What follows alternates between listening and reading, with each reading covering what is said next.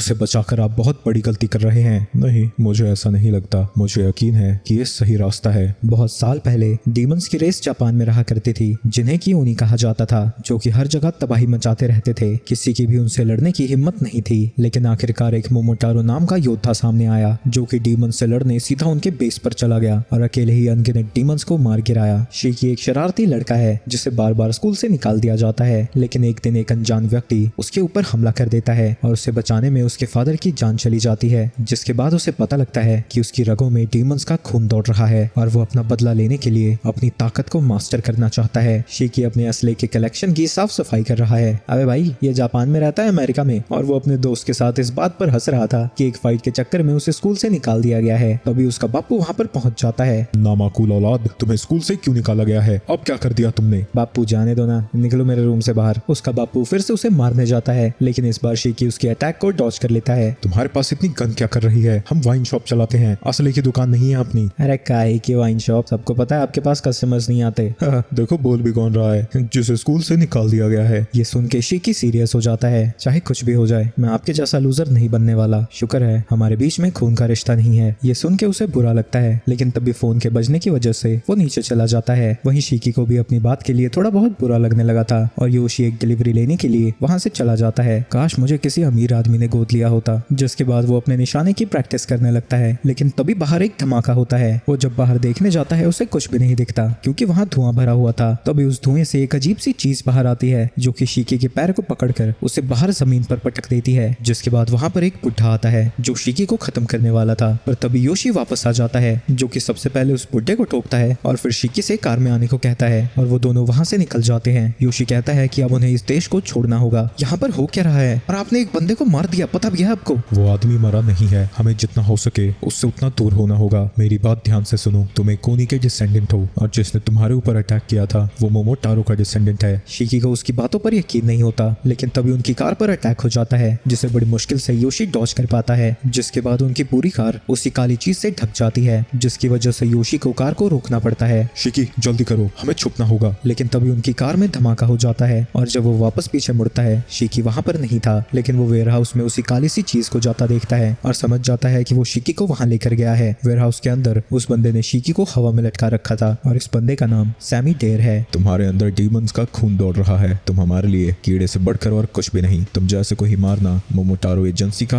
मकसद है। तभी वहाँ पर योशी आता है और शिकी को बताता है कि मोमोटारो की कहानी सच्ची थी। हजारों सालों से ओनी और मोमोटारो के डिसेंडेंट्स आपस में लड़ते जा रहे हैं और इसी दौरान मोमोटारो ने अपनी एक एजेंसी बना ली, जिससे वो ओनी पर भारी पड़ने लगे और उन्हें छुपकर ह्यूमंस के बीच में रहना पड़ा। सैमी डेयर उसी एबिलिटी से 2 वेपन्स बना लेता है, तो योशी भी उसी एबिलिटी का यूज करने लगता है और उसके हाथ में भी एक हथियार आ जाता है। वो दोनों एक दूसरे की तरफ अटैक करने बढ़ते हैं और योशी सैमी डेयर को पीछे ढकेल देता है, जो देखकर शिकी भी हैरान हो जाता है। लेकिन वो कहता है कि योशी पहले से कमजोर हो चुका है। जिस पावर का वो यूज कर रहे हैं उसे ब्लैक मिस्ट कहा जाता है और ये सिर्फ मोमोटारो के डिसेंडेंट्स के पास ही होती है। सुयोशी का असली नाम सुयोशी मोमोगावारा है और वो भी मोमोटारो का ही डिसेंडेंट है। और सुयोशी पहले सैमी डेयर का मोमोटारो में सीनियर हुआ करता था। सैमी डेयर कहता है कि एक ओनी को पनाह देने के लिए एजेंसी ने उसे मारने का ऑर्डर दिया है। सुयोशी उसके ऊपर अटैक करने लगता है, लेकिन उन दोनों की टक्कर अब बराबरी की लगने लगती है। सैमी डेयर उससे पूछता है कि वो एक मॉन्स्टर को क्यों प्रोटेक्ट कर रहा है, जिनका जीवन ही तबाही मचाने के लिए है। योशी उसे कोई जवाब नहीं देता और उसके ऊपर अटैक करने की कोशिश करता है, लेकिन जितना उसने सोचा था सैमी डेयर उससे भी ज्यादा तेज निकलता है और वो उसके अटैक को डॉज करके एक खतरनाक कॉम्बो लैंड करता है, जिससे योशी बुरी तरह से घायल हो जाता है। जिसके बाद वो शिकी को मारने जा रहा था, लेकिन तभी योशी उसका पैर पकड़ लेता है। सैमी डेयर पूछता है कि वो एक डीमन को बचाने के लिए इतना सब कुछ क्यों कर रहा है, पर योशी कहता है कि एक फादर को अपने बेटे को बचाने के लिए किसी वजह की कोई जरूरत नहीं है। आज तक उसने किसी को भी नुकसान नहीं पहुंचाया है। मेरा बच्चा मासूम है। लेकिन सैमी डेयर उसे मारने के लिए अपने वेपन को बनाने लगता है। वहीं ये सब देखकर शिकी गुस्से से भरता जा रहा था और अब उसके दिमाग में एक ही चीज चल रही है कि वो सैमी डेयर को खत्म कर देगा और वो धीरे धीरे एक डीमन में बदलने लगता है। सैमी डेयर जब पीछे देखता है उसे वहाँ पर शिकी नहीं दिखता। अगले ही पल बहुत सारी गन्स उसके बगल में ही आती हैं और उसके ऊपर शूट करने लगती हैं, लेकिन सैमी डेयर बहुत ज्यादा तेज था और वो उन सभी बुलेट्स को ब्लॉक कर देता है और वो देखता है कि अब शिकी छत पे से उल्टा लटका हुआ है। सैमी डेयर समझ जाता है कि शिकी ने अपनी पावर्स को अवेकन कर लिया है और वो अपने ब्लड को मैनिपुलेट करके फाइट कर सकता है। शिकी सैमी डेयर के ऊपर अटैक करने लगता है और ऐसा लग रहा था जैसे शिकी उसके ऊपर भारी पड़ने लगा है, पर तभी सैमी डेयर उसके एक हाथ को काट देता है, जिससे शिकी को पीछे हटना पड़ता है, लेकिन वो अपने हाथ को तुरंत ही रीजनरेट भी कर लेता है और सामिडेर समझ जाता है कि ये लड़ाई आसान नहीं होने वाली है। शिकी अपनी पावर्स का यूज करके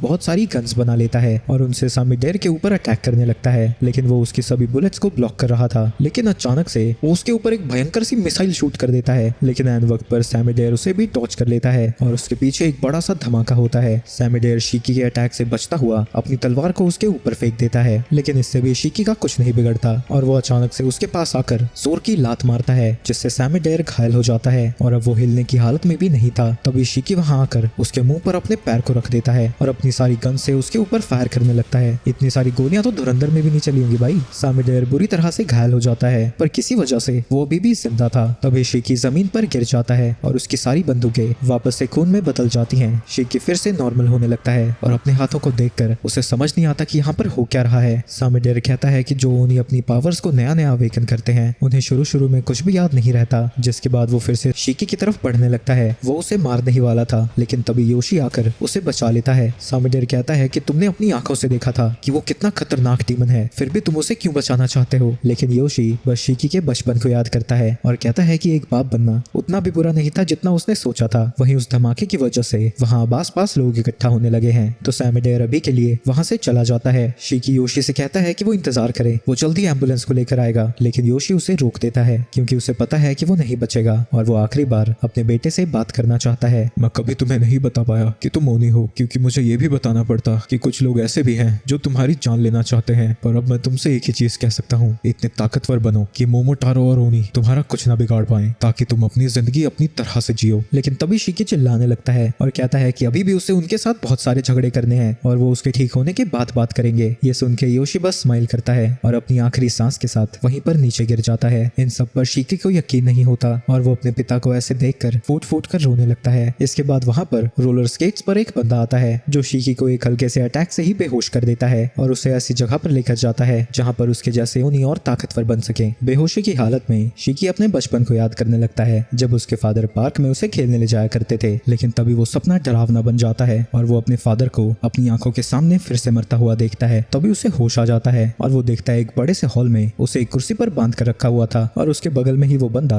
अपने छाते से पुशअप कर रहा है। वो अपना नाम उसे नेटो बताता है और वो भी शिकी की तरह एक ओनी है। तुम्हारे पिता का शरीर सेफली एक जगह पर स्टोर कर दिया गया है और मैं तुम्हें यहाँ पर इवैल्यूएट करने के लिए लेकर आया हूँ। नेटो उसके पास उस बोर्ड को लेकर आता है। देख रहा है जिंगूर, रोलर स्केट्स चलने के मुकाबले कितने ज्यादा बेहतर होते हैं। चलो सबसे पहले तुम्हें मोमोटारो एजेंसी के बारे में बताता हूँ। वो अपनी एजेंसी बनाकर ओनीज को हंट करते हैं, तो इसे काउंटर करने के लिए हमने भी अपनी एजेंसी बना ली ताकि उनसे लड़ सके। मेरा काम नए अवेकन किए हुए ओनीज को यहाँ लाना है ताकि मैं चेक कर सकूं कि वो एजेंसी को ज्वाइन करने के लायक हैं या फिर नहीं। जिसके बाद वो उसके मुंह पर से पट्टी हटा देता है। साले छपरी, तूने अगर मेरे पिता की बॉडी के साथ कुछ भी किया होगा मैं तेरी जान ले लूंगा। तुम्हारा स्कोर पहले से ही 0 था, पर तुम्हारे 1 पॉइंट माइनस होते हैं और तुम्हारा ऊपर का माला खाली है क्या? मैंने 1 मिनट पहले ही कहा था तुम्हारे पिता की बॉडी सेफली स्टोर कर दी गई है। लेकिन शिकी उसे गालियां देना जारी रखता है और कहता है कि वो उस पर भरोसा कैसे कर सकता है। तुम्हारे और पॉइंट्स माइनस होते हैं। अगर तुम पास होना चाहते हो तो बेहतर होगा कि तुम अपना मुंह बंद रखो। शिकी को इवैल्यूएशन से घंटा फर्क नहीं पड़ता था, लेकिन वो फ्री तो होना चाहता है तो वो अपने मुंह को बंद रखता है। लेकिन इसके बावजूद भी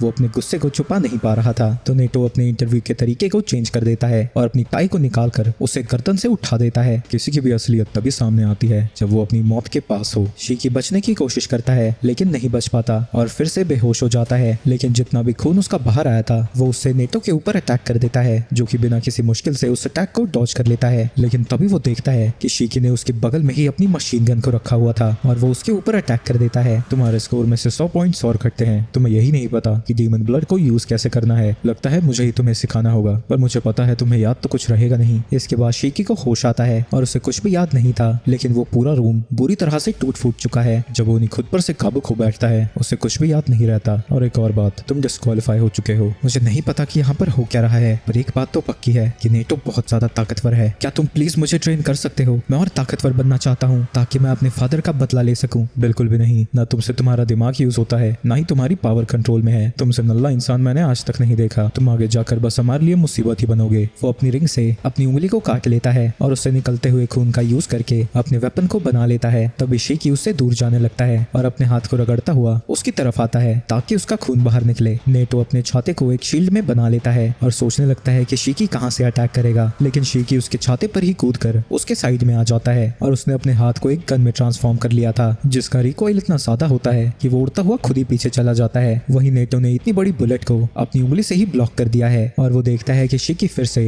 बर्जर्क मोड में जा रहा है। तो नेटो अपने स्पेशल मूव का यूज करने लगता है। वो खुद एक केज में था और उसके खून से बने हुए आर्चर्स शिकी के ऊपर निशाना लगाने लगते हैं, लेकिन शिकी अपनी पावर्स को फिर से कंट्रोल में कर लेता है। तो नेटो अपनी पावर्स को डिसेबल कर देता है। नेटो ये देखकर हैरान था कि उसने अपनी पावर्स को भी कंट्रोल किया और बर्जर्क मोड जाने से भी खुद को रोक लिया, जो कि बहुत कम लोग कर सकते हैं। और वो उससे पूछता है कि उसने ऐसा कैसे किया। मैंने तो बस तुम्हें कॉपी किया और सोचा कि मेरे हाथ में एक भयंकर सी गन आ जाए। ये कैसी बकवास कर रहा है। कुछ साल लोग अपने ब्लड को कंट्रोल नहीं कर पाते क्योंकि उसके लिए दिमाग शांत रखना पड़ता है, पर लगता है ये बाकियों से अलग है। नेटो उसे अपने पंटर की तरह एक्सेप्ट करने से मना कर देता है और अपने ब्लड को स्पेयर की शेप में बनाकर ऐसा दिखाता है जैसा वो उसके ऊपर अटैक करने वाला हो, लेकिन वो उसके बगल में अटैक करता है और कहता है कि वो उसका पंटर नहीं बल्कि स्टूडेंट बन सकता है, जो सुन के शिकी कंफ्यूज हो जाता है। दोनों एक चीजें नहीं है भाई। नेटो उसे बताता है कि जिस जगह पर वो है उसे हेल्स डोर स्टेप कहा जाता है। इस आइलैंड के बीचों बीच डीमंस के लिए एक स्कूल बनाया गया है जिसका नाम रासेत्सु एकेडमी है, जहाँ पर ओनीस को मोमोटारो से लड़ने के लिए ट्रेन किया जाता है। ये सब सुनकर शिकी हैरान हो जाता है। तो नेटो उसे मारता हुआ बताता है कि वो यहाँ पर ब्लड को कंट्रोल करना सीखेगा और वो उसका होम रूम टीचर है, लेकिन अगर वो उन्हें प्रोग्रेस करता हुआ नहीं दिखेगा तो उसे स्कूल से निकाल दिया जाएगा। तभी शिकी नोटिस करता है कि उसके सर पर सींग उग रखी है। नेटो उसे बताता है कि ये उसकी पावर्स की निशानी है और जैसे जैसे वो उसे कंट्रोल करना सीखेगा वो इसे छुपा सकता है। तुम्हारे अलावा और भी कई स्टूडेंट पास हुए हैं और उन सब में तुम सबसे ज्यादा कमजोर हो। जिसके बाद वो क्लास की तरफ जाने लगता है। अगर तुम 15 सेकंड में क्लास में नहीं पहुंचे तो तुम्हें स्कूल से निकाल दिया जाएगा। लेकिन शिकी किसी तरह उसके साथ ही क्लासरूम तक पहुंच जाता है। शिकी सोचने लगता है कि वो धुरंधर जैसी कोई कूल सी एंट्री लेगा, लेकिन नेटो उसके पिछवाड़े पे लात मारकर उसे गेट के अंदर फेंक देता है। शिकी के नाक से खून बहने लगता है तो वो एक स्टूडेंट से टिश्यू मांगता है, लेकिन वो सीधा कहता है कि वो उससे बात ना करे और स्टूडेंट का नाम जिन था। ये नाम जाना पहचाना क्यों लग रहा है। शिकी उसके ऊपर हंसने लगता है क्योंकि उसकी तो सींगे भी नहीं थी, लेकिन तभी वो अपनी सींगे बाहर निकालता है और कहता है कि सिर्फ उन्हीं लल्लुओं के सर पर सींगे दिखती हैं जो अपनी पावर को कंट्रोल नहीं कर सकते।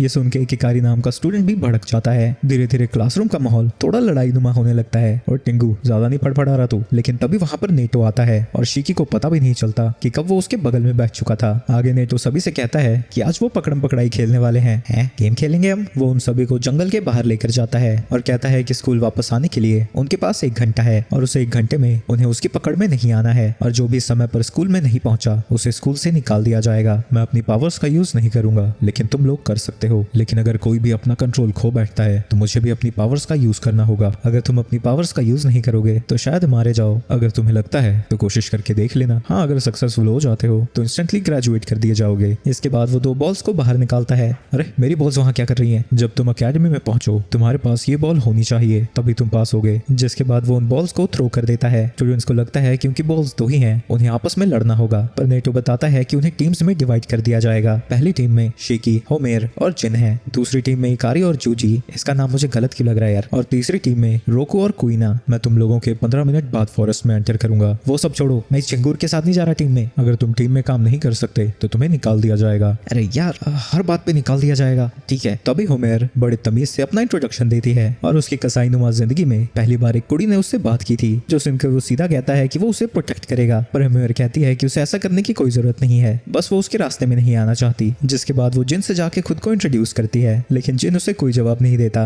और वो रोते हुए उससे बात करने के लिए उससे माफी मांगने लगती है। शिकी होमेर से कहता है कि वो बहुत सुंदर है, रोकर उसका चेहरा खराब हो जाएगा। जिसके बाद वो जिन पर जाकर चिल्लाने लगता है, पर जिन कहता है कि वो सिंप बनना बंद करे और कयम पर ध्यान दे। इसके बाद नेटो उन्हें जल्दी से फॉरेस्ट में जाने को कहता है और सबसे पहले जिन और शिकी जाते हैं। जिन निंजा की तरह पेड़ों पर कूदता जा रहा था और सोचने लगता है कि वो नेटो को कैसे मारेगा, क्योंकि उसे मारते ही वो ग्रेजुएट हो जाएगा और जो चाहे स्क्वाड को ज्वाइन कर सकता है और फाइनली अपने दुश्मन से लड़ पाएगा। तभी अचानक से शिकी उसके ऊपर अटैक करने लगता है और कहता है कि वो साबित कर रहेगा कि वो जिन से ज्यादा ताकतवर है। जिन भी फाइट के लिए तैयार हो जाता है और अपने मास्क को हटाता है और हम देखते हैं कि उसके चेहरे पर बहुत सारे निशान थे और वो जब अपने ग्लव्स को हटाता है वहां पर भी बहुत सारे टाकों के निशान थे। वो एक टाके को खोल देता है और अपने खून को 100 ब्लेड्स की तरह घुमाने लगता है। जिन उससे कहता है कि अगर उसे डर लग रहा है तो उसे यहाँ से भाग जाना चाहिए, पर शिकी कहता है कि अगर वो अभी भाग गया तो वो कभी अपने पिता का बदला नहीं ले पाएगा। वो अपने ब्लड को निकालने लगता है, लेकिन इस बार वो उसे गन में नहीं बदल पाता, तो वो उसी स्टिक का यूज करके लड़ने लगता है। लेकिन जल्दी उसे पता लग जाता है कि वो एक स्टिक से जिन से नहीं लड़ सकता। दूसरी तरफ होमेर उन दोनों लड़कों को ढूंढ रही थी। तभी उसे पेड़ों के गिरने की आवाज आती है और उसे लगने लगता है कि शायद वो इस जगह के लिए बनी ही नहीं है। लेकिन तभी उसे याद आता है कि शिकी ने उसे क्यूट कहा था और वो उसे ढूंढने के लिए जाने लगती है। वहीं अगर ये औरत 2 कदम और बढ़ती तो उसे एक बॉल मिल जानी थी। दूसरी तरफ शिकी बिना अपनी पावर्स के जिन से लड़ने की कोशिश कर रहा है, जो बिना अपने ब्लड ब्लड का यूज करके उसकी कुटाई करने में लग रखा है। शिकी को समझ नहीं आता कि वो अपनी पावर्स को इतनी आसानी से कैसे कंट्रोल कर पा रहा है। तभी वो रियलाइज करता है कि जिन की पावर्स शिकी और नेटो की पावर से अलग हैं। वो ये सब सोच ही रहा था, तभी जिन उसे पंच मारकर नीचे गिरा देता है। अपनी हार की वजह से वो दुखी हो जाता है और जिन उसे छोड़कर वहां से जाने लगता है। लेकिन तभी शिकी फिर से खड़ा होता है और कहता है कि अभी लड़ाई खत्म नहीं हुई है। ये देखकर जिन अपने एक सौ को उसकी तरफ फेंक देता है और ये अकल की अंधी औरत उसी वक्त उसकी ब्लेड के सामने आ जाती है। लेकिन एन वक्त पर शिकी उसे बचा लेता है। शिकी जिन से कहता है कि वो होमेर से माफी मांगे, अगर वो इतने कमजोर अटैक से मर जाती तो ये उसकी गलती ही है। ये सुन के शिकी को गुस्सा आ जाता है, लेकिन तभी वो सुनता है कि होमेर लगातार आई एम सॉरी बोले जा रही है। उसके नाक से खून बहने लगता है, जो कि धीरे धीरे खून से बनी एक औरत में बदल जाता है, जो देखकर जिन और शिकी दोनों ही डर जाते हैं। उन्हें समझ नहीं आता कि अटैक ऑन टाइटन वाले यहाँ क्या कर रहे हैं। तभी होमेर उन दोनों को यहाँ से भागने को कहती है, क्योंकि ये जायंट उन दोनों को मार डालेगी। तभी वो टाइटन जमीन पर अटैक कर देती है। शिकी बड़ी मुश्किल से उसके अटैक को डॉज कर पाता है, लेकिन जिन सीधा उस टाइटन से लड़ने पहुंचा हुआ था, लेकिन उसके अटैक का उस टाइटन पर कोई असर नहीं होता। तभी इतना खून लूज करने की वजह से होमेर बेहोश हो जाती है और जब शिकी उस टाइटन से उसे दूर करने जाता है, वो देखता है कि वो टाइटन एक्चुअली उसे प्रोटेक्ट कर रही है और जिन भी सोच में पड़ जाता है कि कहीं उसके ब्लड की अपनी ही कोई सोच तो नहीं। तभी वो टाइटन अपने मुंह से खून उगलकर उनके ऊपर अटैक कर देती है। जिन एक पत्थर के पीछे छुपकर खुद को बचा लेता है, लेकिन शिकी को छुपने का टाइम नहीं मिलता। तभी होमेर को होश आता है और वो उस टाइटन को बड़ी बहन बुलाकर उसे रुकने को कहती है और वो फिर से शिकी को यहाँ से जाने को कहती है। पर शिकी कहता है कि अगर उसने उसकी मदद नहीं की तो वो ब्लड लॉस की वजह से मारी जाएगी और वो अपनी आंखों के सामने दोबारा किसी को नहीं मरने देगा। तभी वो टाइटन बहुत जोर से चिल्लाने लगती है, जिसकी शॉकवेव इतनी ज्यादा थी कि वो बाकी के स्टूडेंट्स तक भी पहुंच जाती है। वही इन सब चीजों को नेटो एक पेड़ पर चढ़कर देख रहा था और अभी के लिए वो सब कुछ शिकी और जिन के ऊपर छोड़ देता है। शिकी फिर से अपने ब्लड से वेपन बनाने की कोशिश करता है, लेकिन इस बार भी कुछ नहीं होता। जिसके बाद वो टाइटन कुछ पत्थरों को पकड़कर शिकी के ऊपर फेंक देती है। शिकी खुद को बहुत कमजोर महसूस कर रहा था। आज तक वो एक भी फाइट नहीं हारा था, लेकिन अब वो खुद को बहुत यूजलेस महसूस करने लगा है। जिन उससे कहता है कि अगर वो रोने वाला है तो उसे घर चले जाना चाहिए। अब इस सावन के अंदर मैं रो नहीं रहा था, मेरी आंखों से पसीना गिर रहा था। आगे जिन अपने दोनों हाथों में अलग अलग तरह के चेन सॉस बनाता है, जो देखकर नेटो भी इम्प्रेस हो जाता है। डीमन ब्लड जो भी यूजर इमेजिन करे वो फॉर्म ले सकता है, लेकिन ये चीज उनके पास के ऊपर डिपेंड होती है, चाहे वो पास का ट्रॉमा हो, उनकी लाइफ या फिर सिंपल पसंद। जिन उस टाइटन की तरफ बढ़ने लगता है और गोल वाली सॉ का यूज करके उसके ऊपर चढ़ रहा था। वो उसकी गर्दन को काटने जाता है, लेकिन वो टाइटन अपने हाथ को बीच में लाकर खुद को बचा लेती है। दूसरी तरफ शिकी अपने हाथ पर चिल्ला रहा था, साले तू वेपन क्यों नहीं बना रहा है, छिछोरी हरकतें तो दूसरे हाथ से भी हो जाएंगी, तू तो अपना काम कर। तभी वो रियलाइज करता है कि जिन जो वेपन बनाता है वो चीजों को काटने के लिए होते हैं और होमेर का भी अपने वेपन के साथ पर्सनल कनेक्शन है और उसे गन्स अमेरिकन से भी ज्यादा पसंद है। और तभी अचानक से वो अपनी पावर्स को कंट्रोल करने लगता है। दूसरी तरफ जिन को उस टाइटन से लड़ने में काफी मुश्किल होने लगी है, जो अचानक से इतनी जोर से चिल्लाती है जिससे जिन के कानों से खून बाहर आने लगता है, जिसकी वजह से उसका बैलेंस भी बिगड़ जाता है और उसे लगने लगता है कि आज वो मरने वाला है और अब नेटो भी उनकी मदद करने आने वाला था। लेकिन तभी शिकी आवाज लगाता है, फिकर not my dear, hero is here, और वो अपने ग्रेनेड लॉन्चर से उस टाइटन के ऊपर अटैक कर देता है। उसकी पावर्स को देखकर जिन और नेटो दोनों ही हैरान हो जाते हैं, क्योंकि शिकी ने अपने एक ही अटैक से उस टाइटन को हरा दिया था। तभी वहां पर बारिश होने लगती है और जिन रियलाइज करता है कि शिकी का अटैक इतना ज्यादा पावरफुल था कि उसने वेदर को ही चेंज कर दिया। शिकी होमेर के पास जाने लगता है, लेकिन तभी वो नीचे गिर जाता है। वहां पर नेटो आता है और बताता है कि उसने बहुत ज्यादा पावर यूज कर ली थी, इसलिए वो अपने शरीर को नहीं मूव कर पा रहा। वो किसी तरह खुद को खड़ा करता है और कहता है कि वो अभी भी लड़ सकता है, लेकिन तभी वो फिर से नीचे गिर जाता है। तुम सही में कुछ ज्यादा ही नल्ले हो, लेकिन अगर तुम ज्यादा ब्लड का यूज करते हो तो तुम्हारी मौत भी हो सकती है। ये सुन के शिकी को अपनी नहीं बल्कि होमेर की फिक्र होने लगती है और वो नेटो से उसके पास जाने को कहता है। नेटो इस बात से हैरान था कि ऐसी हालत में भी उसे दूसरे इंसान की फिक्र हो रही है।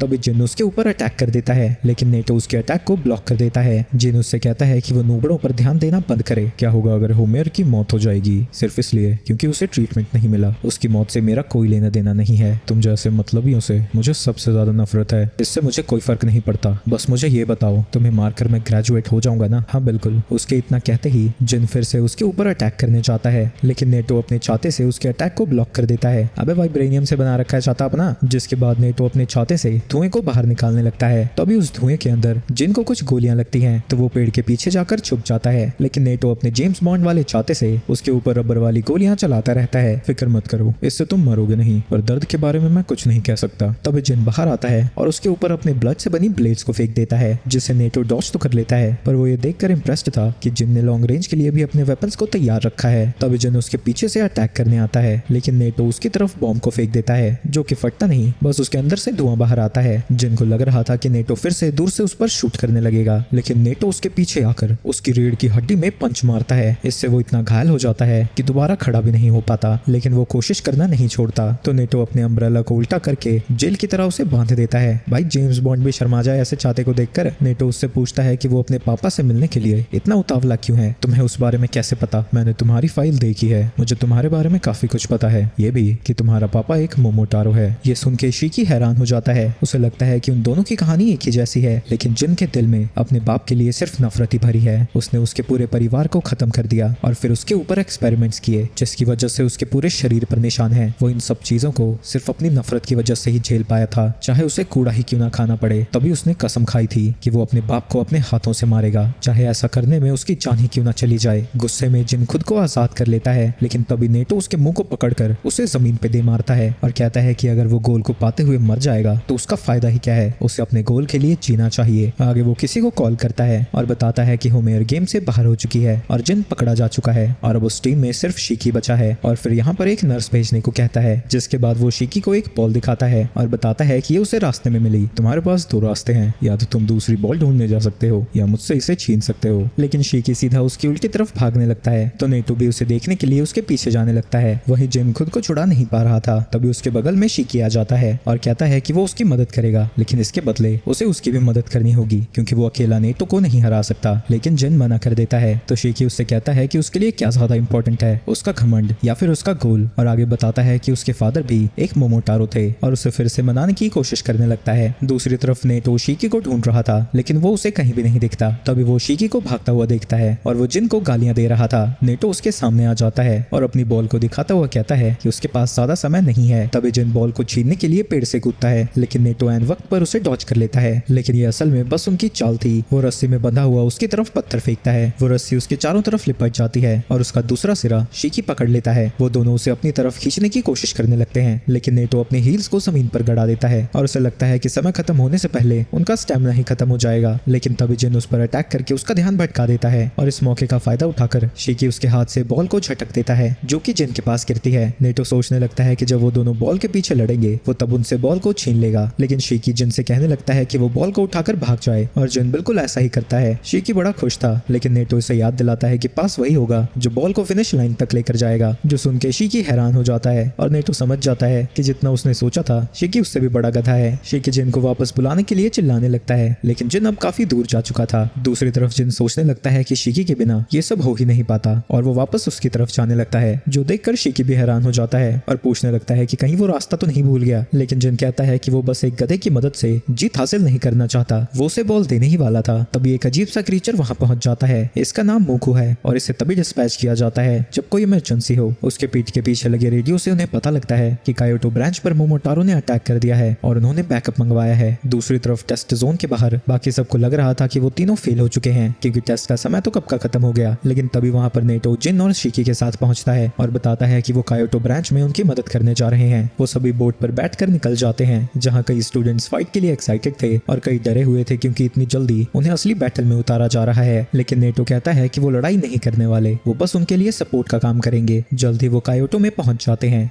जहां डीमंस का बेस एक फेमस टेंपल के नीचे है। आगे वो एक रेस्टोरेंट में जाते हैं जहां अंदर एक छुपा हुआ रास्ता था। दूसरी तरफ हम सुबा कीरी को देखते हैं, जिसने डीमंस के एक यूनिट को खत्म कर दिया है और उसकी वाइस कैप्टन यामोगी उससे कहती है कि उसने फिर से कुछ ज्यादा ही कर दिया और ये सब साफ सफाई करने में उनका दिमाग खराब होने वाला है। पर सुबा कीरी कहता है कि वो खुद को रोक ही नहीं सकता। इन कीड़ों को देखकर उसका दिमाग खराब हो जाता है। काश उनका सामना किसी फीमेल ओनी से हो, उनके साथ एक्सपेरिमेंट करने में ज्यादा मजा आता है क्योंकि वो ज्यादा दर्द सह सकती हैं। यामोगी कहती है कि उसके एक्सपेरिमेंट्स बहुत घटिया होते हैं, खासकर वो चीज जो उसके पीछे से आ रही है। सुबा कीरी बताता है कि उसने इसे एक कुत्ता, एक बंदर और एक फेजेंट को मिलाकर बनाया है। हमारा काम डीमंस को ढूंढकर खत्म करना है, ना कि उन पर एक्सपेरिमेंट्स करना। मैं भी तो एक तरह से तुम्हारी मदद ही कर रहा हूँ। डीमंस अपने ब्लड से वेपन बना सकते हैं और खुद को हील भी कर सकते हैं। सोचो, अगर हम उससे कंट्रोल करना सीख जाएं तो उन्हें मारना कितना आसान हो जाएगा। वहीं एक डीमन बच्चा वहीं पर छुपा हुआ था। तभी उसे उन दोनों के कदम दूर जाते हुए सुनाई देते हैं, लेकिन जैसे ही वो चैन की सांस लेता है, सुबा कीरी उसके पास पहुंच जाता है। वो उसे अपनी लैब में ले जाना चाहता था, तो यामोगी उसे बेहोश करने जाती है। लेकिन ऐसा करते वक्त उस बच्चे के एक खून का छींटा सुबा कीरी के कोट पर चला जाता है, जिससे सुबा कीरी पगला सा जाता है और उस बच्चे को पीटने लगता है। वो कहता है कि वो डीमन ब्लड पर रिसर्च तो करना चाहता है, लेकिन ये फिर भी बहुत गंदी चीज है। वो उसे अपने यूनिट यूनिफॉर्म पर नहीं देख सकता। इसके बाद वो अपनी पावर्स का यूज करके सारे मरे हुए डीमंस के टुकड़े उसके सामने लेकर आता है। बताओ बच्चे, इसमें से कौन है तुम्हारे माँ बाप? लेकिन वो बच्चा इतना डरा हुआ था कि वो कुछ भी नहीं कह पाता। तो सुबाकिरी उन लाशों से उस बच्चे को दबाकर मारने लगता है। हमें पता चलता है जो मोमोटारो अपनी पावर्स का यूज करते हैं वो असल में बैक्टीरिया है जो कि उनके ब्लड में रहता है, और सुबाकिरी उस बैक्टीरिया का यूज करके लाशों को कंट्रोल कर सकता है, जो यामोगी को बहुत ज्यादा अजीब लगता है। उस बच्चे को मारने के बाद वो अपने उस क्रीचर जिसका नाम मगली है उस ढेर को खाने के लिए भेज देता है। दूसरी तरफ नेटो बाकी के स्टूडेंट्स के साथ एक बड़े से टनल से गुजर रहे हैं। इसके बाद वो कायोटो ब्रांच के हेडक्वार्टर्स में पहुंच जाते हैं। तभी वहां पर एक बंदा आता है जो कि कुइना को देखकर उसके ऊपर लाइन मारने लगता है, लेकिन कुइना एकदम ही उसे मना कर देती है। वो थोड़ा बहुत दुखी होने का नाटक तो करता है, लेकिन वो फिर से नॉर्मल हो जाता है क्योंकि उसे रिजेक्शन की आदत हो चुकी है। नेटो बताता है कि एक क्योटो ब्रांच के सपोर्ट यूनिट का कमांडर है और इसका नाम क्योया है, और क्योया बताता है कि वो दोनों क्लासमेट रह चुके हैं। नेटो लड़ाई के मैदान में जाने लगता है। ये देखकर बाकी स्टूडेंट भी उसके साथ जाना चाहते थे। वो इस अजीब प्राणी की मदद नहीं करना चाहते हैं, लेकिन नेटो कहता है कि क्योया जो चाहे इन सब से करवा सकता है। तभी नर्स उन सबको अंदर बुलाती है, जहां जाने पर वो लोग देखते हैं कि वहां पर बहुत सारे डीमन पेशेंट्स थे और ये सब हाल फिलहाल में हुई लड़ाई में ही घायल हुए हैं। तभी वहां पर काफी बुरी हालत में एक डीमन आता है, जिसे देखकर शिकी को लग रहा था कि क्योया उसे नहीं बचा सकता। मेरे यहाँ होने की एक वजह है, मैं तुम्हें दिखाता हूँ असली सपोर्ट कैसे किया जाता है। दूसरी तरफ सुबाकिरी और योमोगी ने एक और यूनिट के वाइस कैप्टन और कैप्टन को मार दिया है और बाकी के डीमंस उनसे डर के मारे खड़े हो रखे हैं। तभी वहां पर नेटो आ जाता है और अपने स्पेशल मूव से उसके ऊपर अटैक कर देता है, लेकिन इससे सुबाकिरी का कुछ भी नहीं होता क्योंकि वो डीमंस की बॉडी का यूज करके खुद को बचा लेता है। सुबाकिरी नेटो को पहले से जानता था और वो पूछता है कि वो इस एरिया में क्या कर रहा है, और बताता है कि वो जानता है कि क्योटो में एक जगह पर सारे डीमंस इकट्ठा होते हैं और एक बार वो उन्हें खत्म कर दे तो क्योटो में डीमंस की प्रॉब्लम भी साफ हो जाएगी। क्योया एक घायल डीमन से पूछता है कि वो पहले क्या चाहता है, उसके हाथ उगे या फिर पैर, क्योंकि अभी वो उन दोनों को नहीं उगा सकता। वो बंदा कहता है कि वो अपने हाथों को वापस चाहता है ताकि वो अपने बच्चों को गले लगा सके। तो क्योया अपने हाथ को काट कर उसके मुंह में अपना ब्लड डालने लगता है, जिसकी वजह से धीरे धीरे उसके दोनों हाथ वापस से उगाते हैं। शीकी पूछता है कि क्या वो इसके पैरों को भी उगा सकते हैं। क्योया हमें जवाब देता है, पर उन्हें ऐसा धीरे धीरे करना होगा क्योंकि अगर उसने ज्यादा ब्लड पी लिया तो उसकी बॉडी एंटीबॉडीज बनाने लगेगी, फिर उसका ब्लड उस पर काम ही नहीं करेगा। इसके बाद क्योया शीकी को कहीं लेकर जाता है और उससे एक मे नाम की लड़की का ध्यान रखने को कहता है, जिसके पेरेंट्स पर मोमोटारो एजेंसी ने अटैक कर दिया था और वो उन्हें अभी तक नहीं मिले हैं। शीकी मे के पास जाकर बैठ जाता है और उससे बात करने की कोशिश करने लगता है, लेकिन वो उसे कोई जवाब नहीं देती। तभी शीकी देखता है कि सपोर्ट यूनिट लगभग 30 डेड बॉडीज को बाहर से लेकर आए हैं और उनके बीच में मे के माँ बाप भी हैं। उन्हें देखकर मे रोने लगती है और क्योया कहता है कि इतने साल बाद भी उसे ये सब देखने की आदत नहीं हुई है। दूसरी तरफ किरी नेटो को बता रहा था कि उसने कई डेड बॉडीज के अंदर अपना बैक्टीरिया छोड़ा हुआ है क्योंकि वो जानता है कि सपोर्ट यूनिट उसे अपने बेस में लेकर जाएंगे। तभी किरी अपनी पावर्स का यूज करने लगता है और मे के फादर की डेड बॉडी को जगाता है। वो मे का गला दबाने लगता है, लेकिन उसी वक्त वहां पर शीकी और क्योया आ जाते हैं। क्योया समझ जाता है कि ये किरी की पावर्स हैं, तो वो शीकी को मे की आंखें बंद करने को कहता है और वो 2 चाकुओं को उसके फादर के सर में घुसा देता है, जिससे वो जमीन पर गिर जाता है। और क्योया समझ जाता है कि यहाँ पर और भी बॉडीज होंगी जिन्हें किरी कंट्रोल कर सकता है। तभी मे की मॉम उठकर शीकी का गला दबाने लगती है और इससे पहले कि क्योया उसकी मदद कर सकता और ज़ॉम्बीज आकर उसे पकड़ लेते हैं। दूसरी तरफ बाकी के सपोर्ट यूनिट के मेंबर्स पर भी वो ज़ॉम्बीज अटैक कर रहे हैं। तभी शीकी के हाथ में हम एक गन को देखते हैं जो कि उसे नेटो ने दी थी, क्योंकि शीकी अभी अपनी पावर्स को ढंग से कंट्रोल नहीं कर सकता और जो गोलियां उस गन में है उसे भी डीमन के ब्लड ने बनाया है। शीकी मे की मॉम को शूट कर देता है, जिसके बाद वो वहां मौजूद बाकी के ज़ॉम्बीज को भी शूट कर देता है। क्योया शीकी को इन सारी भसड़ को संभालने को कहता है और वो खुद बाकी सबको इवैक्यूएट करने में मदद करेगा। दूसरी तरफ बाकी सब भी उन ज़ॉम्बी डीमन से लड़ रहे हैं, लेकिन उनके अटैक का उनके ऊपर कोई असर नहीं हो रहा। बार बार पिटने के बाद भी वो फिर से खड़े हो जाते हैं। तभी वहां पर शीकी आता है और उनसे कहता है कि वो उनके सर पर अटैक करें, जिसके बाद वो सभी लोग एक एक करके उन ज़ॉम्बीज को खत्म करने लगते हैं। शीकी उन्हें मारता हुआ सोच रहा था कि इन सब डीमंस की भी कोई फैमिली होगी जो कि उनसे प्यार करती होगी। उसे समझ नहीं आता कि वो अपने लोगों को ही क्यों नुकसान पहुंचा रहे हैं जबकि उनका दुश्मन मोमोटारो है। दूसरी तरफ नेटो किरी के ऊपर अटैक करने जाता है, लेकिन वो फिर से डीमंस को सामने लाकर शील्ड की तरह यूज करता है। तभी नेटो पर अगली अटैक करने लगता है, लेकिन वो उसके अटैक को डॉज कर लेता है, जिसके बाद अगली उन 3 डीमंस के ऊपर अटैक कर देता है। नेटो बाकी डीमन से कहता है कि वो यहाँ से चले जाएं, लेकिन यामोगी अपनी पावर्स का यूज करने लगती है और उन सब के चारों तरफ एक पावरफुल बैरियर बना देती है। किरे कहता है कि वो तब तक इस बैरियर से नहीं निकल सकते जब तक कि यामोगी ना चाहे, और उसने उन डेड बॉडीज के अंदर ट्रांसमीटर्स लगाए हुए थे जिससे उसे उनकी बेस की लोकेशन का पता लग चुका है। किरी वहां से जाने लगता है और यामोगी से कहता है कि वो अगली को उस बैरियर के अंदर भेज दे, तो यामोगी उसे अंदर जाने की परमिशन दे देती है, जिसके बाद किरी के इशारे पर वो क्रीचर फट जाता है। और इतने बड़े धमाके के बाद किरी किसी की मौत को कंफर्म करना भी जरूरी नहीं समझता और वो दोनों वहां से चले जाते हैं। वही नेटो घायल तो था लेकिन वो अभी भी जिंदा है। दूसरी तरफ शिकी और बाकी सब ने सभी ज़ॉम्बीज़ को हरा दिया है और सारे पेशेंट्स भी वहाँ से जा चुके हैं, पर मैं अब भी वहीं थी और अपनी पेरेंट्स की डेड बॉडीज को देख रही है। क्योया और शिकी उससे बात करने आते हैं लेकिन मैं स्माइल करने लगती है और कहती है कि वो लोग उसकी फिक्र ना करे, उससे पता था एक ना एक दिन ऐसा जरूर होगा। ये सब देखकर शिकी गुस्से से भरने लगता है। वो याद करता है कि कैसे बचपन में वो एक सुपर हीरो बनना चाहता था। कहानियों में हमेशा मोमोटारो को हीरो बनाया गया है, लेकिन कोई हीरो भला ऐसी चीजें कैसे कर सकता है। वो मे को गले लगाता है और कहता है कि वो खुद एक विलन बनेगा और सभी हीरोज को खत्म कर देगा और ऐसी दुनिया बनाएगा जहां मे फिर से स्माइल कर सके। दूसरी तरफ जिन और क्योया उन बॉडीज को जलाने का इंतजाम करने जा रहे थे और उन्होंने बाकी स्टूडेंट्स को उन्हें फ्यूनरल हाउस में ले जाने का काम दिया है, लेकिन जूजी परेशान था क्योंकि यहाँ पर हाल ही में हमला हुआ है और उसे लगता है कि ये जगह सेफ नहीं है और वो अपनी पावर्स का यूज करके आसपास के एरिया को डिटेक्ट करने लगता है। वो बताता है कि वो 5 किलोमीटर के एरिया को कवर कर सकता है और ये भी पता लगा सकता है कि जो डिटेक्ट हुआ है वो मोमोटारो है या फिर नहीं। दूसरी तरफ कीरी उन शॉप्स तक पहुंच चुका है जो कि डीमंस के बेस तक रास्ता दिया करते थे। उसने उस बूढ़ी औरत को भी मार दिया है। वो एजेंसी में कॉल करके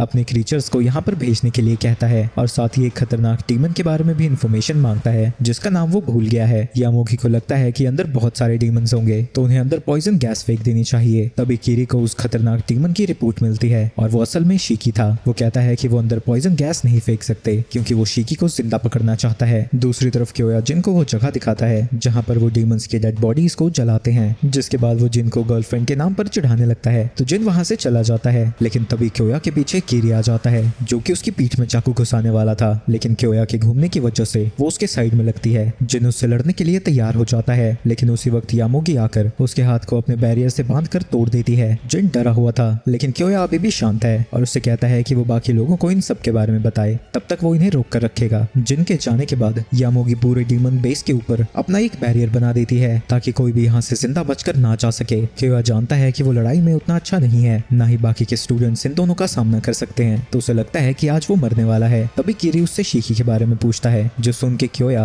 अपने पॉइजन सिरिंज को निकाल कर लड़ने के लिए तैयार हो जाता है, लेकिन इससे पहले कि वो कुछ कर पाता कीरी उसकी गर्दन को काट देता है। वही मरते हुए भी वो सोच रहा था कि अगर वो मरने ही वाला है तो वो सेक्सी कुड़ी की जांघों के बीच मरना चाहेगा। वो क्योया की बॉडी को कंट्रोल करने जाता है लेकिन तभी वो अपनी क्रीचर्स को सेंस करता है और उसके कहने पर यामोगी उन्हें अंदर आने देती है। वही वो क्रीचर्स एक लकड़ी का डब्बा सा लेकर आए थे। दूसरी तरफ जिन मेन बेस पर पहुंचता है लेकिन वहां पर कोई भी नहीं था। आगे जाने पर वो उन सबको एक ही रूम में देखता है। शिकी बताता है कि जूजी की एबिलिटी से उन्हें पता लग गया था कि मोमोटारो यहाँ पर आ रहे हैं तो उन्होंने सभी पेशेंट्स को इवैक्यूएट कर दिया, लेकिन जब उनके जाने की बारी आई तो उनके चारों तरफ बैरियर बन गए और अब यहाँ से बाहर जाने का कोई भी रास्ता नहीं बचा है। तभी वहाँ पर वही क्रीचर आ जाता है जो सब लोगों के सामने एक डीमन को जिंदा खाने लगता है। ये देखकर काफी सारे स्टाफ वहाँ से भागने लगते हैं और शिकी में से कहता है कि वो उसके साथ ही रहे। तभी वहाँ पर कीरी आ जाता है और वो क्रीचर्स वो बॉक्स भी वहीं पर लेकर आए थे, जिसके बाद वो यामोगी और सभी क्रीचर्स को डीमंस को हराने के लिए भेज देता है। दूसरी तरफ कुइना अपने लिए कुछ कपड़े ढूंढ रही है जिसमें लड़ाई करने में आसानी हो। दूसरी तरफ कूरो जमीन पर पड़ा हुआ कह रहा था कि वो मरने वाला है क्योंकि उसकी दिल की धड़कनें बड़ी अजीब सी चल रही हैं। कुइना अपने कपड़े बदल कर कहती है कि उन्हें लड़ना ही होगा, पर कूरो कहता है कि वो कुछ भी नहीं कर सकता। तो कुइना उसे अलमारी में छुपने को कहती है और वो उसकी बात मान भी जाता है, जो देखकर कुइना को कुछ ज्यादा ही अच्छा लग रहा था। तभी वहाँ पर एक क्रीचर आ जाता है जो लड़ने से पहले कुइना से पूछता है कि क्या उसका नाम शिकी है, और जैसे ही कुइना मना करती है वो उसके ऊपर अटैक करना शुरू कर देता है। उसकी वजह से कूरो जिस अलमारी में छुपा था वो नीचे गिर जाता है और वो बेचारा बेहोश हो जाता है। इसके बाद कुइना भी अपनी पावर्स को एक्टिवेट करती है, बॉक्सिंग ग्लव्स की तरह पहनती है। दूसरी तरफ इकारी भी एक क्रीचर से लड़ने के लिए तैयार हो रहा है और जिन क्योया को ढूंढने गया है और शिकी अब भी मे को छुपाने की कोशिश कर रहा है। दूसरी तरफ जब कूरो को होश आता है उसे कुछ भी सुनाई नहीं दे रहा था, लेकिन जैसे ही वो अलमारी को खोलता है उस क्रीचर का थोपड़ा उसके सामने ही पड़ा था, जिसके बाद वो देखता है कि वो कुइना की सारी बातें मान रहा है और कुइना उसे अपने पास बुलाकर उसकी कुटाई शुरू कर देती है। उस क्रीचर को इतनी बुरी तरह से पिटता हुआ देखकर कूरो कुइना से और भी ज्यादा डरने लगता है। ये सब कुइना की एबिलिटी आई लव की वजह से हो रहा है, जिससे अगर उसके दुश्मनों पर उसका खून पड़ जाता है तो उनकी उसके खिलाफ लड़ने की इच्छा ही खत्म हो जाती है। आगे हमें पता चलता है कि कुइना सन की लड़की है जिसे लोगों को अपने ऊपर डिपेंड करवाना बहुत अच्छा लगता है ताकि वो खुद कुछ भी ना कर सके। जिसके बाद वो नीचे बिस्तर बिछाकर कूरो को वहाँ सुलाने लगती है और कहती है कि वो किसी भी चीज की फिक्र ना करे। वहीं कूरो की फटके चारों रखी थी तो कुइना उससे कहती है कि वो यहीं पर रुके, वो उसके लिए खाना लेकर आएगी। वहीं कूरो और भी ज्यादा डरने लगता है क्योंकि कोई लड़की उस पर इतना ध्यान क्यों देगी, और उसे लगता है कि कुइना उसे एक चारे की तरह यूज कर रही है। तभी वहाँ पर एक और क्रीचर आ जाता है और कुइना देखती है कि इस क्रीचर का लड़ने का तरीका पिछले वाले से अलग है। कुइना उसके ऊपर अटैक करने जाती है लेकिन वो क्रीचर उसके शोल्डर को घायल कर देता है, जिसके बाद वो उसके दोनों हाथों को पकड़कर अपनी तरफ खींचने लगता है है वो इस तरह से अपनी पावर्स का यूज नहीं कर पाएगी। आगे वो क्रीचर उसे उठाकर इधर उधर बार बार पटकता रहता है और कुइना खुद को नहीं छोड़ा पाती, जिसके बाद वो उसे जमीन पर पटक कर उसके सर को कुचलने लगता है। कुरो की डर के मारे बुरी हालत हो रखी थी और अब भी उसकी मदद करने की जगह वो सोच रहा था कि कोई आकर उसे बचा ले, और वो याद करता है कि पहले उसे किसी भी चीज से डर नहीं लगता था। पहले कुरो एक ऐसे गांव में रहा करता था जहां पर बहुत सारे डीमंस ह्यूमंस के साथ रहते थे और वो एक लुलू नाम की लड़की को बहुत ज्यादा पसंद करता था,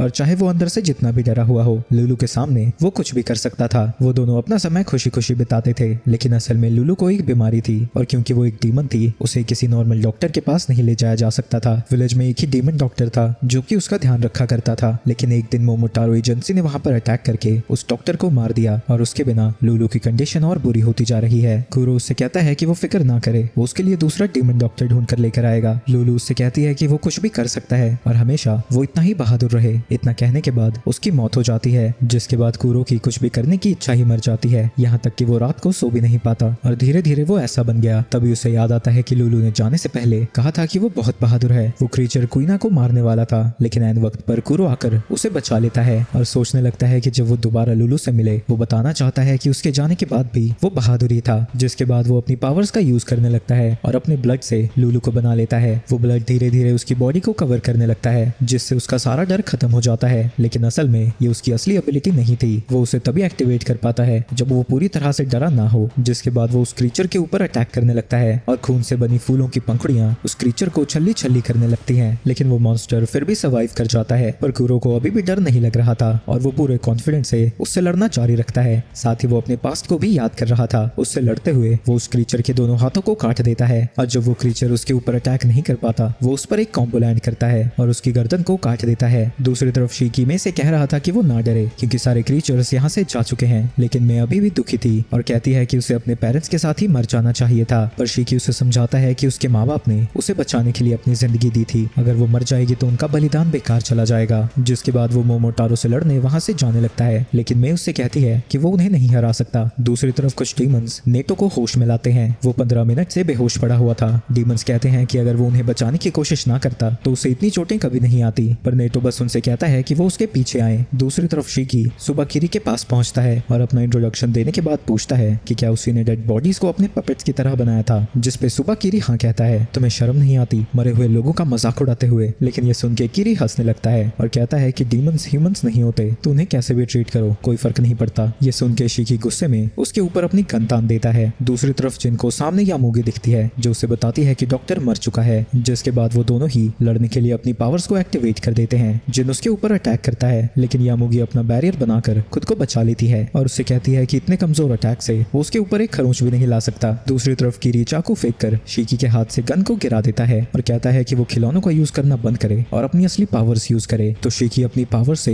एक रॉकेट लॉन्चर बना लेता है और किरी के ऊपर अटैक कर देता है, जिससे वहां पर एक धमाका हो जाता है, लेकिन किरी ने छुप कर उसके अटैक से खुद को बचा लिया था। क्या हुआ, तुम इतने डर गए कि मेरे अटैक से तुम्हें छुपना पड़ा? तभी किरी उस कॉफिन में से एक बंदे को बाहर निकालता है जिसने मोमोटारो एजेंसी के ही कपड़े पहने हुए थे। शीकी को समझ नहीं आता कि वो अपने साथियों को भी इन ज़ॉम्बीज में कैसे बदल सकता है, पर किरी कहता है कि इसी ने कहा था कि मरने के बाद वो एक ज़ॉम्बी बनना चाहेगा। तभी वो ज़ॉम्बी अपनी पावर्स का यूज करने लगता है, जिससे शीकी की बॉडी इतनी भारी होने लगती है कि वो खड़ा भी नहीं रह पाता। किरी कहता है जब वो मोमोटारो को कंट्रोल करता है वो उनकी एबिलिटीज को भी कंट्रोल कर सकता है और इसकी पावर्स बैक्टीरिया को ऑक्सीजन के साथ मिक्स करके बहुत ज्यादा हैवी करना है। वहीं वो ज़ॉम्बी लगातार एक ही चीज बोल रहा था कि वो सभी डीमंस को खत्म कर देगा। किरी कहता है जब उसने पहली बार बोला था वो भी हैरान हो गया था। वहीं जब ये बंदा जिंदा था उसका जिंदगी में एक ही मकसद था, सभी डीमंस को खत्म कर देना। दूसरी तरफ वो डीमंस यामोगी के बैरियर को तोड़ने की कोशिश कर रहे हैं, लेकिन उनसे कुछ भी नहीं होता और नेटो चाहकर भी दीवार को नहीं तोड़ सकता था क्योंकि ऊपर बहुत सारे टूरिस्ट हैं और ऐसा करने पर उनकी जान भी जा सकती है। तभी वहां पर जूजी पहुंचता है और बताता है कि सभी घायलों को ऊपर भेज दिया गया है। वहीं जिन और शीकी अभी भी वहीं हैं। नेटो कहता है कि दीवार तोड़ने से पहले उन्हें ऊपर से सबको हटाना होगा। तभी वहां पर एक डीमन होमेर को वापस लेकर आता है जो रोते हुए कहती है कि वो उनकी मदद करने आई है। वहीं होमेर को देखते ही जूजी उससे कहने लगता है कि वो अपना तन उसे देना चाहता है। नेटो सोचने लगता है कि इस बार के सनकियों में उसे लगा था जूजी नॉर्मल होगा, पर लगता है उसे अभी भी लोगों को समझना नहीं आता।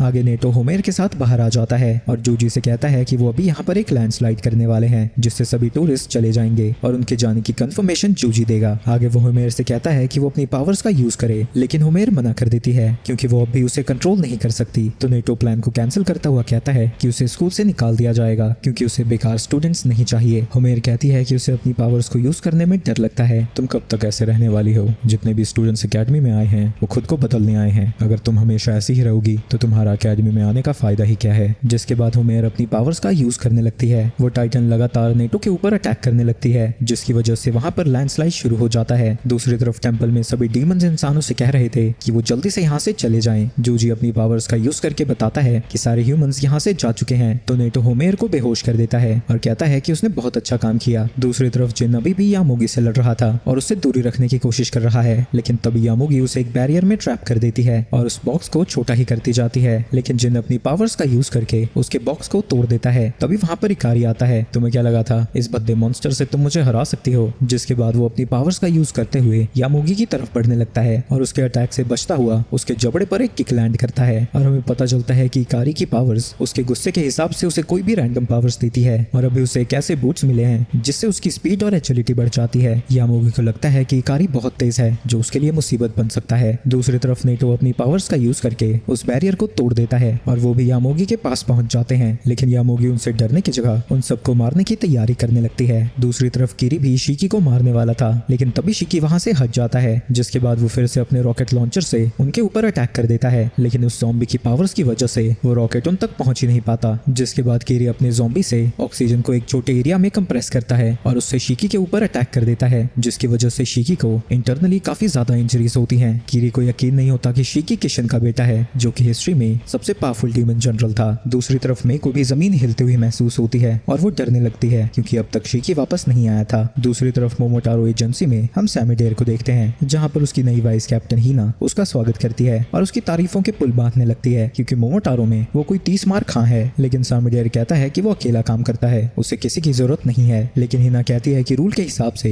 उन्हें साथ में ही काम करना चाहिए और उससे चिल्ड्रन ऑफ किशन के बारे में पूछती है। सैमी डेयर कहता है कि बहुत समय पहले एक किशन नाम का डीमन था जिसने मोमोटारो एजेंसी को लगभग खत्म ही कर दिया और माना जाता है कि उसके काफी सारे बच्चे थे। हीना कहती है कि अगर ऐसा है तो उसके बच्चों को भी बच्चे हुए होंगे, तो उसके तो बहुत सारे डिसेंडेंट्स होंगे। पर सैमी डेयर कहता है कि चिल्ड्रन ऑफ किशन होने का मतलब उसका डिसेंडेंट होना नहीं है, बल्कि किशन की पावर्स उसके पास होना है। यानी कई डिसेंडेंट्स के पास किशन की पावर्स नहीं है और जिनके पास उसकी पावर्स होती है उसे चिल्ड्रन ऑफ किशन कहा जाता है और वो समय समय पर पैदा होते रहते हैं। हीना को समझ नहीं आता कि वो क्या कह रहा है। तभी एक और मोमोटारो उसे बताता है कि चिल्ड्रन ऑफ किशन तब पैदा होते हैं जब मोमोटारो एजेंसी डीमंस के ऊपर भारी पड़ने लगती है। वो उसे अपना नाम शिनिया बताता है और वो 21वीं यूनिट का कैप्टन है। वो बताता है कि डीमंस और मोमोटारो के बीच ये लड़ाई हजारों सालों से चल रही है और ये सब किशन और उसके डिसेंडेंट्स की वजह से है। जब भी वो डीमंस को खत्म करने वाले होते हैं, चिल्ड्रन ऑफ किशन आ जाते हैं, जिससे ये युद्ध लंबा खिंचता ही जाता है। वो आगे बताता है कि डीमंस के साथ लड़ाई में कई ह्यूमंस भी चपेट में आ जाते हैं। ऐसे में पॉलिटिशियंस उनकी मदद करते हैं, पर वो ये भी चाहते हैं कि मोमोटारो एजेंसी डीमंस को पकड़कर उनके खून से दवाइयां बनाए। वो कहता है कि अगर डीमंस ह्यूमंस के बीच ना छुपे होते तो उन्हें लीचड़ पॉलिटिशियंस की ना सुननी पड़ती। वो लोग उनकी मदद सिर्फ इसलिए करते हैं ताकि मुसीबत के वक्त मोमोटारो एजेंसी सबसे पहले उन्हें बचाए। आगे वो कहता है कि वो शिकी को खत्म कर देगा, पर सैमी डेयर उसे बाकी के डीमंस को संभालने को कहता है क्योंकि शिकी उसका शिकार है। और हीना के पूछने पर वो बताता है कि शिकी के अलावा एक और चाइल्ड ऑफ किशन है। दूसरी तरफ कीरी कह रहा था कि टोटल 8 चिल्ड्रन ऑफ किशन होते हैं और एक बार शिकी के अंदर उसकी पावर्स जाग गई तो वो उनके लिए मुसीबत बन सकता है। लेकिन अब भी वो उसके ऊपर एक्सपेरिमेंट्स करने की सोच रहा था। तभी शिकी फिर से वेपन बनाकर कीरी के ऊपर अटैक करने लगता है, पर कीरी उसके हर अटैक को डॉज कर रहा था। तभी अचानक से शिकी जमीन पर गिर जाता है। इतना ब्लड यूज करने की वजह से वो बहुत कमजोर महसूस करने लगा था। कीरी फिर से शिकी को जमीन पर दबाने लगता है, लेकिन तभी वो बगल में मे को नोटिस करता है। मैं शिकी से कहता है कि वो यहाँ से चली जाए, लेकिन मैं भागती नहीं और कीरी से पूछती है कि उसके माँ बाप ने तो कुछ किया भी नहीं था, तो उसने उन्हें क्यों मारा। पर कीरी कहता है कि मच्छर काटे या फिर ना काटे, उन्हें मारना बेहतर ही होता है। शिकी मे का नाम लेके फिर से उसे जाने को कहता है। ये सुन के कीरी को याद आ जाता है कि उसके पेरेंट्स कौन थे। वो उसके सामने गिड़गिड़ा रहे थे कि वो मे को कुछ भी ना करे। बिल्कुल, मैं उसे अभी कुछ भी नहीं करूंगा, लेकिन कुछ समय बाद उसके साथ भी वही होगा जो मैं बाकी डीमंस के साथ करता हूँ। ये सब सुनकर मे रोने लगती है। शिकी किसी तरह खड़ा होने की कोशिश कर रहा है, लेकिन कीरी फोर्स को बढ़ा देता है और कहता है कि अब वो अपनी पावर्स का यूज नहीं कर सकता। तभी अचानक से वहां पर आग आ जाती है और हमें पता चलता है कि हर चिल्ड्रन ऑफ किशन के पास एक एलिमेंटल पावर होती है, जैसे हवा,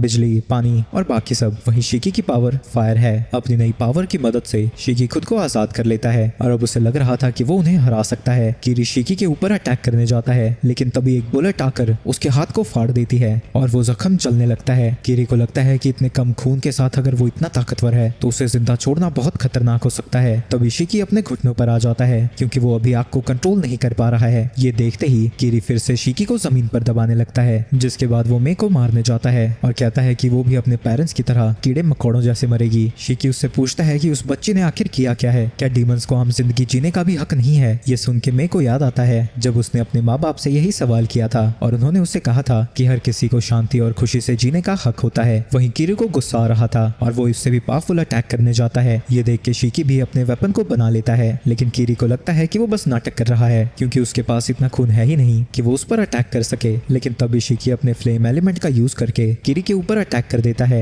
कीरी बस उसके अटैक को अपनी तरफ आता हुआ देख ही पाता है, जिससे वो बुरी तरह से घायल हो जाता है और उसे यकीन नहीं होता कि वो ऐसे से हार गया जिसने अभी अभी अपनी पावर्स अवेकन की हैं। वो उसी ज़ॉम्बी की तरफ बढ़ने लगता है और पास के सीन में हम देखते हैं जब कीरी मोमोटारो एजेंसी में बस एक रिसर्चर था, तभी उसके पास मानका आता है जो कि चाहता था कि वो उसकी स्क्वाड को ज्वाइन करे। कीरी मना कर देता है, लेकिन इसके बाद भी उसे मानका की टीम में डाल दिया जाता है और वो देखता है कि मानका जिस डीमन को भी मारता है उसके लिए प्रे जरूर करता है। लेकिन कीरी को ये सब समझ नहीं आता क्योंकि बचपन में डीमंस ने उसके पेरेंट्स को मार दिया था। इसके बाद उसके अंदर धीरे धीरे सारे इमोशन खत्म हो गए। जब ये चीजें वो मानका को बताता है तो मानका उसे हर रोज अपने फैमिली के साथ उसे डिनर करवाने के लिए लेकर आता है, जिसकी वजह से धीरे धीरे कीरी के अंदर फिर से वो इमोशंस जागने लगते हैं। लेकिन वो मानका से पूछता है कि उसने एक फैमिली शुरू की क्यों, जबकि उसका काम इतना खतरनाक है। मानका कहता है कि उसकी फैमिली उसे जिंदा वापस आने के लिए मोटिवेट करती है। इसके बाद एक दिन वो एक डीमन के घर पर रेड करने जाते हैं, जहाँ उसे एक डीमन बच्चा दिखता है। मानका बच्चे को नहीं मार पाता, लेकिन बाहर जाने के बाद वो बच्चा खुद पर से कंट्रोल खो बैठता है और बहुत सारे लोगों को मार दिया, मानका के बच्चे और बीवी को भी। और उससे लड़ते वक्त मानका भी बुरी तरह से घायल हो जाता है। मरते वक्त वो कीरी से कहता है कि उन्हें डीमंस पर कभी दया नहीं दिखानी चाहिए और हर डीमन को देखते ही बेरहमी से मार देना चाहिए। उसने कीरी को अपनी लाश का यूज करने के लिए कहा ताकि मरने के बाद भी वो डीमन से लड़ता रहे। और मानका की लाश का यूज करते हुए कीरी जल्द ही स्क्वाड कैप्टन तक पहुंच गया। वहीं अब भी कीरी ने हार नहीं मानी थी और वो मानका के साथ मिलकर सभी डीमंस को मार डालना चाहता है। लेकिन तभी मानका का शरीर जलने लगता है। दूसरी तरफ शिकी को यकीन नहीं होता कि वो सच में फाइट को जीत चुका है। तभी वहां पर मे आती है और वो कहता है कि उन्हें जल्दी ही यहाँ से चलना होगा, लेकिन तभी वो जमीन पर गिर जाता है। दूसरी तरफ यामोगी ने अपनी पावर्स का यूज करके खुद को एक बैरियर में बंद करके रखा हुआ था, तो वो लोग उसे छोड़कर बाकियों की मदद करने जाने लगते हैं, जहाँ वो क्योया को देखते हैं जिसने शिकी को हील कर दिया है और हमें पता चलता है कि उसने अपने ही खून का यूज करके खुद को हील किया था। नेटो कीरी से पूछता है कि उसे शिकी की किशन पावर्स कैसी लगी, जिसपे कीरी कहता है कि वो सच में बहुत कमाल की हैं। इसके बाद वो सभी वहां से चले जाते हैं और जब यामोगी वहां पर पहुंचती है वो देखती है कि कीरी की मौत हो चुकी है। मानका से मिलने के बाद वो बदल गया था, यहाँ तक कि उसने अपनी फैमिली भी शुरू की थी और हाल ही में उसकी एक बच्ची पैदा हुई है। यामोगी को समझ नहीं आता उन्हें वो कीरी की मौत के बारे में कैसे बताएगी। दूसरी तरफ कुछ घंटों बाद शिकी को होश आता है, जो कि अब पूरी तरह से ठीक हो चुका है। नेटो उनसे कहता है कि उन लोगों ने बहुत चीजें खोई हैं, तो वो इसे जीत नहीं मान सकते, लेकिन कम से कम वो सब जिंदा तो हैं। इसके कुछ समय बाद वो सभी वापस स्कूल जाने के लिए तैयार थे। क्योया ने मे को अडॉप्ट कर लिया है और मे जाते हुए शिकी से कहती है कि वो उससे मिलने जल्दी आए। अकेडमी में पहुंचने के बाद नेटो उनकी पढ़ाई शुरू कर देता है। डीमन एजेंसी को 3 हिस्सों में बांटा गया है, बैटल यूनिट, सर्वे यूनिट और मेडिकल यूनिट। ग्रेजुएशन के बाद तुम तीनों में से किसी एक ग्रुप को ज्वाइन करोगे जो कि तुम्हारे ब्लड की पावर्स पर बेस होगा। लेकिन इकारी को सोता हुआ देखकर वो उसके कान के पास चुटकी बजाता है और सबसे कहता है कि अब उन्हें अपने पार्टनर चुनने हैं जो उनके साथ डॉर्म रूम में रहेंगे। लेकिन किसी के साथ भी रहना उनमें से किसी को अच्छा नहीं लग रहा था और जूजी कहता है कि उनके नंबर के हिसाब से किसी एक लड़के को अलग रहना होगा, जिसे भी पार्टनर नहीं मिलता है वो मेरे साथ रहेगा। जो सुन के सभी स्टूडेंट्स डर जाते हैं। कुइना कहती है कि वो कूरो के साथ रहेगी, लेकिन नेटो मना कर देता है क्योंकि लड़का और लड़की साथ में नहीं रह सकती। वहीं ये सब सुनकर जूजी और शिकी कूरो पर भड़कने लगते हैं और उससे पूछते हैं कि उसने कौन से मंत्र मारे हैं। आगे वो सभी लोग बहस करते रहते हैं और शिकी इकारी से पूछता है कि क्या वो उसका रूममेट बनना चाहेगा, लेकिन इकारी सीधा ही मना कर देता है और जूजी कूरो से पूछने जाता है, लेकिन उसके भद्दे से थोपड़े को देखकर कूरो भी मना कर देता है। इसके बाद वो लोग डिसाइड करते हैं कि वो रॉक पेपर सीजर खेलेंगे और जो भी हारेगा उसे नेटो के साथ रहना होगा। इस गेम में जूजी हारता है, जिसका बेचारे को बहुत बड़ा सदमा लगता है, लेकिन शिकी भी ज्यादा खुश नहीं था क्योंकि उसका रूममेट जिन बना है। वहीं जिन किशन की पावर्स और उसके बच्चों के बारे में और चीजें जानना चाहता है। शिकी मे के बारे में सोचने लगता है और उम्मीद करता है कि वो खुशी होगी। दूसरी तरफ मोमोटारो एजेंसी में शिन्या शिकी को मारना चाहता है क्योंकि उसने कीरी को हराया था और ऐसा करने के बाद उसे लगता है कि उसे प्रमोशन जरूर मिलेगी। आगे हम सभी स्टूडेंट्स को नहाते हुए देखते हैं, जहाँ पर शिकी बड़बड़ किए जा रहा है पर कोई उसकी बात नहीं सुनता। जिन और इकारी वहाँ से जाने लगते हैं और कहते हैं कि कम से कम नहाते वक्त वो चुप रहा करे। वहीं कूरो डरा हुआ था क्योंकि उसे यकीन है कि कुइना बाहर उसका इंतजार कर रही है, जो सुन के वो दोनों ही हैरान हो जाते हैं। तभी वहाँ पर नेटो आता है और बताता है कि आज वो एक इवैक्यूएशन ड्रिल करने वाले हैं और जिम में आने के लिए उनके पास सिर्फ 10 मिनट हैं। आगे वो सभी जिम में पहुंच जाते हैं और नेटो कहता है कि आज के मौसम का वो पूरा फायदा उठाने वाले हैं। आज उन सबको ये सिखाया जाएगा कि इमरजेंसी सिचुएशन में क्या क्या करना होता है। उन्हें जिस चीज की भी जरूरत पड़ने वाली है वो पहले ही यहाँ पर मौजूद है। अगला नोटिस मिलने तक उन्हें इसी जिम में रहना होगा। जिसके बाद नेटो वहाँ से जाने लगता है। उसके जाते ही सारे स्टूडेंट्स बैठकर खाना खाने लगते हैं और सब कुछ खत्म कर देते हैं, लेकिन अभी भी एक पुडिंग बची हुई थी और कुरो कहता है कि उसे पुडिंग सबसे ज्यादा पसंद है। पर यह सुनकर कुइना भड़क जाती है और कहती है कि उसे पुडिंग उससे भी ज्यादा पसंद कैसे हो सकती है, लेकिन तभी वो कहती है कि वो उसकी बनाई हुई पुडिंग खा सकता है। तभी होमेर सभी से पूछती है कि आखिरी बची पुडिंग कोई खाना चाहता है, लेकिन सभी स्टूडेंट्स मना कर देते हैं क्योंकि उन्होंने पहले ही खा लिया था। और जैसे ही बेचारा जिन अपना हाथ खड़ा करता है, शिकी होमेर के हाथ से पुडिंग ले चुका था, लेकिन उसके हाथ वापस नीचे करने से पहले शिकी उसे देख लेता है और कहता है कि अगर उसे भूख लगी है तो वो उसकी आखिरी प्लेट खा सकता है। लेकिन ये सुन के जिन को सिर्फ गुस्सा ही आता है। दूसरी तरफ नेटो इवैक्यूएशन ड्रिल के लिए सारे रूम्स को चेक कर रहा है। तभी वहाँ पर एक मैसेंजर आता है और प्रिंसिपल उससे कहता है कि उसे इमरजेंसी ड्रिल के रूल्स इतने सख्ती से फॉलो करने की कोई जरूरत नहीं है, क्योंकि वो दोनों ही जानते हैं कि यहाँ पर असली में कोई खतरा नहीं है। दूसरी तरफ जिन शीकी से उस पुडिंग के लिए लड़ने के लिए तैयार हो रहा है। क्या यार, तो सिंपल ये भी नहीं बोल सकता कि तुझे पुडिंग चाहिए? इतना डरपोक है तू। लेकिन ये सुन के जिन का गुस्सा और बढ़ जाता है और वो अपनी पावर्स को एक्टिवेट कर देता है। वो शिकी की तरफ अपनी सॉ को फेंकता है जिससे शिकी ब्लॉक कर देता है, लेकिन इससे पहले कि शिकी अटैक कर पाता वहाँ पर नेटो आ जाता है। तुम गधे, एक पुडिंग के पीछे अपनी जान खतरे में डाल रहे हो, और ये क्या है? मेरे लिए तुम लोगों ने खाना भी नहीं छोड़ा। ये सुन के होमेर उससे माफी मांगने लगती है, लेकिन बाकी के स्टूडेंट्स कह रहे थे कि उसे पहले बताना चाहिए था कि वो भी उनके साथ खाना खाएगा। आगे वो उन्हें बताता है कि जिम में फाइटिंग और अपनी पावर्स का यूज करना मना है और कोई भी अगर उसकी परमिशन के बाहर जाता है तो उसे स्कूल से निकाल दिया जाएगा। नेटो पुडिंग लेकर चला जाता है, लेकिन वो चम्मच भूल गया था, पर कोई भी चम्मच देने के पीछे स्कूल से बाहर नहीं निकलना चाहता। इसके बाद सभी सोने की तैयारी करने लगते हैं, जहाँ शिकी अपनी उम्र के लोगों के साथ बात करने के लिए एक्साइटेड था, लेकिन जिन बिल्कुल उसका उल्टा है, तो वो उन सबसे दूर जा रखा है। आगे कुइना कुरो से कहती है कि वो उसके साथ आकर सो जाए। ये सब कारी को नहीं पसंद आता क्योंकि उसके ख्याल थोड़े पुराने जमाने के हैं, तो वो लड़कियों को एक तरफ और लड़कों को दूसरी तरफ सोने को कहता है। सारे लड़के भूतों की कहानियां सुनाने लगते हैं, जिससे शिकी की फटने लगती है। वो कहता है कि जिनको इन सबसे डर लग रहा होगा तो उन्हें किसी और बारे में बात करनी चाहिए, पर जिन कहता है कि उसे कोई दिक्कत नहीं है। दूसरी तरफ नेटो क्योया से बात कर रहा था और बताता है कि क्योटो का बेस फिर से बनना शुरू हो चुका है। दूसरी तरफ लड़कों की कहानियां अभी भी जारी थी। तभी वहाँ पर लाइट चली जाती है, जिससे डर के मारे शिकी चिल्लाने लगता है। जूजी अपने फोन की फ्लैश लाइट चलाता है और वो लोग देखते हैं कि वहाँ पर कोई अजीब सी चीज आ रखी है, जिसे देखकर वो डरने लगते हैं। इकारी को लगता है कि वो कोई भूत है और वो उसके ऊपर अटैक करने जाता है, लेकिन तभी वो उड़ता हुआ पीछे चला जाता है। ये देखकर सारे लड़के डर के मारे जिनके पीछे छुप जाते हैं। शोर शराबा सुन के वो दोनों लड़कियां भी इधर आ जाती हैं। वहीं शिकी इतना ज्यादा डरा हुआ था कि वो गन को निकाल कर इधर उधर शूट करने लगता है और पूरे जिम की ऐसी की तैसी हो जाती है। जब नेटो वहाँ पहुँचता है, वो देखता है कि सारे स्टूडेंट्स जमीन पर पड़े हुए थे। वो नेटो से कहता है कि वो इन सबको कहे कि ये बस बुरा सपना था और यहाँ पर कोई भूत वूत नहीं आया था।